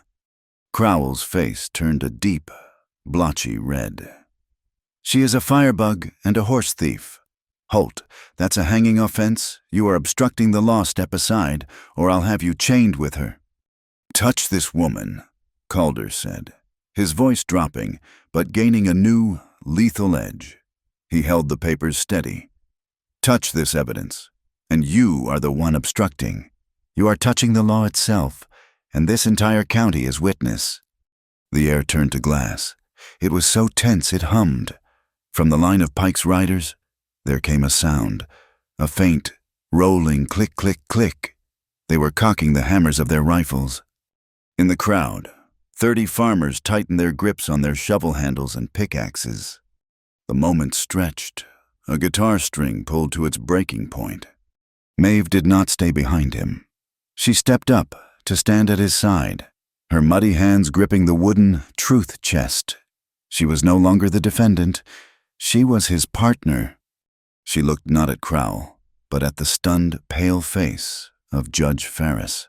Her voice was not the passionate plea from the saloon. It was cold, clear, and sharp as a surgeon's knife. "My name is Maeve Calloway," she said, her words striking the wooden wall of the warehouse and bouncing back. "I am not the accused. I am the plaintiff, and I am here to file a charge of fraud, conspiracy, and bribery against Ambrose Pike." Pike's smile vanished. He stood up. "This is an outrage," Crowell roared. "I hold here." Maeve's voice cut him off. "A copy of the Eliason deed, the transfer of priority rights to the Bitter Willow Spring, dated April 4th, 1872. Priority 1, witnessed and sealed by Pastor Eliason." Judge Ferris, who had been a frozen spectator, blinked. "Eliason, that's impossible. That deed was lost in the land office fire. Pastor Eliason is dead." "The deed was not lost," Maeve said, "and the signature is true." "It is," Father Barrow's voice boomed. The old priest stepped forward, his face a mask of righteous fury. "I knew his hand. Your Honor, I worked at his side for 10 years. He made his G's as if they were tired, as God is my witness. I will swear on any Bible in this territory that the Eliason signature is true." "And Dinah Crow cried, her voice high and trembling, but she did not falter. She ran forward, past Pike's men, and threw her battered, cloth-bound logbook onto the table. It landed with a heavy thud. "I have the proof of the fraud." She pointed at the book, her fingers shaking. "That is the real county logbook. The working copy, look at page 7, Ambrose Pike, filed 1880. His priority is 12. Not one, Sheriff Crowell stood over me. He made me forge the official ledger. He is the criminal." Judge Ferris stared at the book. He opened it. He saw the ink blot. He saw the childish, misspelled biter. He looked up, his pale, nervous face suddenly hard. He looked at Pike, then at Crowell. He saw the truth. Ambrose Pike's civilized mask shattered. "This is a farce," he roared, his voice a raw snarl. "A circus, Crowell. Do your job, stop this, seize that woman, seize that fraudulent book, now!" Jude Mallory was coiled. His humiliation from the riverbank, his hatred for Calder, all of it boiling over. He was desperate. He ripped his pistol from its holster. "Back off, all of you, back." He did not aim at anyone. He pointed the gun at the sky and fired, a panic shot to reassert dominance, to shatter their will with noise and fear. Crack! The shot echoed, and the crowd screamed. Calder Holt did not think. He reacted. He was a man of precise, economical motion. The Winchester was at his shoulder in the same instant. He did not aim at Jude's chest. He did not aim at his head. He aimed at the weapon. Crack! Calder's shot was not loud. It was a single, sharp, definitive report. In Jude Mallory's hand, the Colt revolver exploded, a cloud of black powder and shattered steel. The bullet struck the cylinder, igniting the other rounds. Jude screamed, a high, thin sound, and fell back, clutching his hand. It was blackened, powder-burned, and bleeding, but his fingers were all there. The gun, or what was left of it, clattered to the dirt, a useless, smoking ruin. Calder chambered another round. The shing chick was the only sound. "Move in!" Pike screamed to his other two riders, the ones on horseback. "Take them now!" The two men, paid for their violence, drew their own pistols. They spurred their horses, a wild yell on their lips, charging straight at Calder and Maeve, aiming to trample them, to end this rebellion in the dust. They had not counted on the farmers. Bitter Willow. Old Man Hemlock's voice was a lion's roar. He did not run, he did not attack. He and the 30 men at his side simply stepped forward, as one. In a single, unified, terrifying motion, they raised their tools. They did not swing, they simply held them. A bristling, silent wall of polished shovel blades, sharp pitchfork tines, and heavy crescent-shaped scythes. The horses, trained for a gunfight, not for this, screamed. They saw the wall of steel, the 30 points of death, and they reared, their hooves slashing the air, refusing to charge. The riders fought them, spurring and cursing, but the charge was broken. They were stopped cold by a non-violent, immovable wall of the community. Judge Ferris stood up. He had seen the evidence. He had seen the witnesses. He had seen the support of the county. And he had seen the unprovoked, naked violence of Pike's law. He raised his hand. Then he slammed it down on the table. The sound a final, wooden crack that echoed like a gavel. "Enough!" His voice, no longer nervous, was a whip. The square fell silent. "This hearing is concluded," he said, his voice shaking with fury. He pointed a trembling finger at the cowering, whimpering Jude Mallory, then at his boss. "Sheriff Silas Crowell," he shouted. "I find you in breach of your oath. I find you guilty of conspiracy to commit fraud, forgery of public documents, and obstruction of justice by the authority of the territorial court. I order you arrested. Seize him." Old Man Hemlock and two other farmers dropped their tools, stepped forward, and grabbed Crowell's arms. The sheriff went limp, his face the color of ash. The judge then turned his cold, furious gaze on the man in the velvet coat. "Ambrose Pike, I am issuing a federal injunction. Effective immediately, all work, all plans, all claims related to your dam project on the Bitter Willow are hereby and forthwith suspended, pending a full investigation by a grand jury." He slammed his hand on the table one last time. "This court is adjourned." The judge's gavel-like slam of his hand on the table echoed. Absolute and final. The word adjourned hung in the air, sharp as gunpowder. For a long second, no one moved. The square was a frozen tableau. Pike's riders, their horses still rearing from the wall of shovels. Jude Mallory, cradling his smoking, shattered hand. The farmers, their tools still raised. And Crowell, his face slack with disbelief, his arms held fast by Old Man Hemlock. Ambrose Pike was the first to move. He was a man of cold, hard logic. He had lost. He smoothed the front of his velvet coat, his face a mask of controlled, reptilian fury. He looked at Judge Ferris. "You have made a grave error, magistrate," Pike said, his voice a low, threatening hiss. "My attorneys in Denver will have this entire proceeding and your career invalidated by Tuesday. They are welcome to try," Judge Ferris said, his face pale but rigid. He would not be intimidated. Not now. Not in front of the 30 men who had just backed his play. But you, Mr. Pike, will leave this county. Your presence is an incitement. Your dam is frozen. Your authority here is finished." Pike looked at his men. They looked back, their hands empty, their horses skittish. Their authority was gone, too. They were just paid guns, and their boss had lost. They holstered their weapons. "Escort Mr. Pike to the county line," the judge ordered. Pike swallowed, a hard, angry click in his throat. He was not arrested, but he was exiled. He turned, his back stiff, and walked to his horse, his own men forming a defeated, silent procession behind him. He did not look back. The crowd watched him go. Then, Old Man Hemlock, still gripping the sheriff's arm, turned to the judge. "Your Honor, what about this one?" Judge Ferris looked at the chains still dangling from Jude Mallory's belt, the ones he had brought for Maeve. "Mr. Hemlock," the judge said, his voice cold. "Secure the prisoner." Hemlock grinned, a fierce, satisfied baring of teeth. He ripped the chains from Jude's belt. He strode to Crowell and, with a vicious, triumphant ratchet, locked the heavy iron manacles around the sheriff's wrists. The sound, that clean metallic click. The crowd had been holding its breath since Friday morning. As one, they let it out.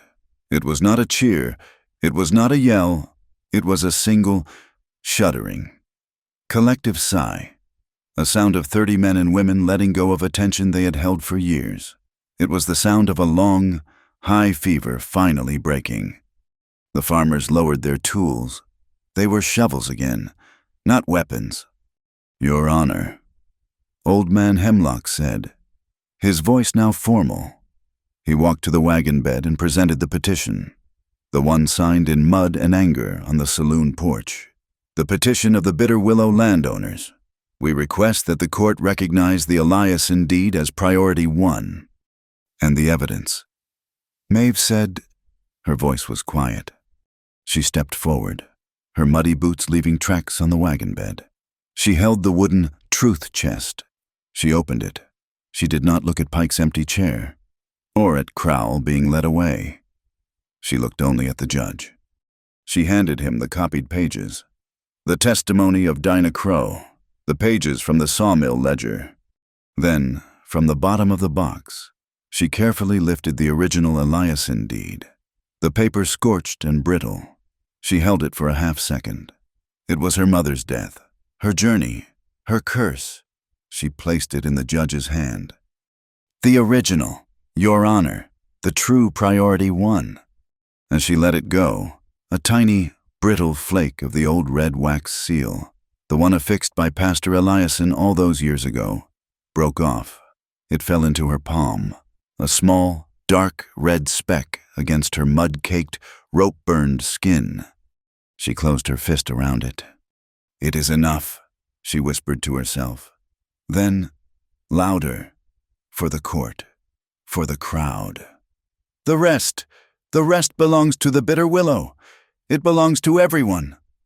Judge Ferris nodded, his face softening for the first time. "The court accepts it." Dinah Crow, who had been standing, frozen, let out a small, quiet sob. It was the sound of a lock breaking. A slow, watery smile spread across her face. Father Barrow closed the small, worn Bible he had been clutching.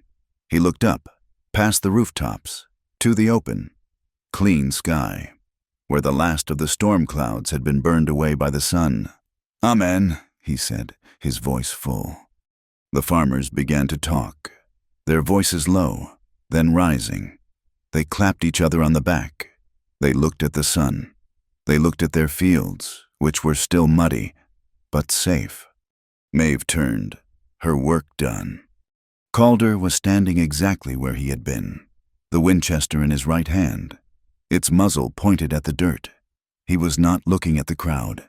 He was not looking at the prisoners. He was looking at her. The noise of the square faded.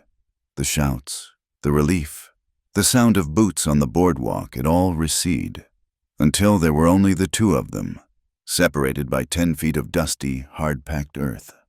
She took a step. He did not move. She reached him.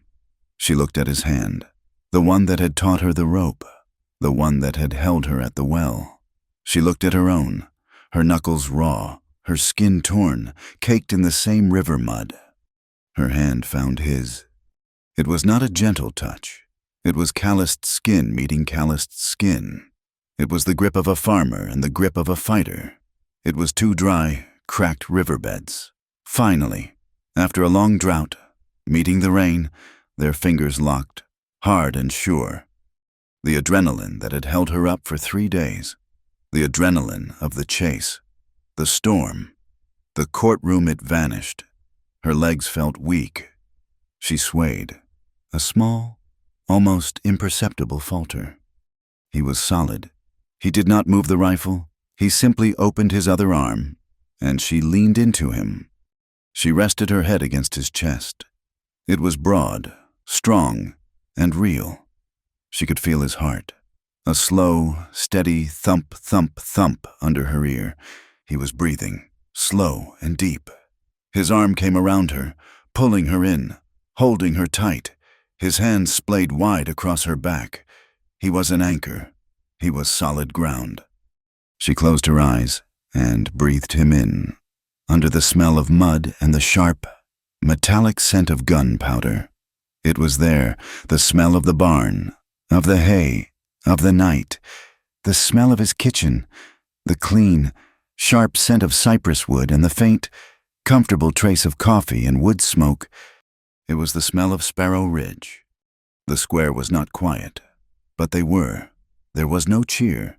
There was only the sound of men making plans, the scrape of boots on wood, the rustle of the wind in the cottonwoods, and the steady, quiet, peaceful beat of Calder's heart. It was the rarest, most hidden sound in the entire Western Territory. He held her. He looked down at the top of her head, at the wild, tangled hair. He thought of his empty house, of the cold cot, of the years of silence. He leaned his head down, his lips brushing the hair at her temple, his voice a low, warm, rough sound meant only for her. "Maeve," he whispered, "if you want it, Sparrow Ridge is home." She pulled back, just enough to see his face. Her eyes, which had been so hard and sharp in the courtroom, were soft now, but the steel was still there, underneath. "Home," she said, her voice quiet, but as firm as his. "Home is where we keep the water flowing, for everyone else." He looked at her, at this impossible woman who had saved his county, and had, perhaps, saved him. A slow, rare smile touched his lips. He kissed her. It was not the desperate, fiery kiss in the storm.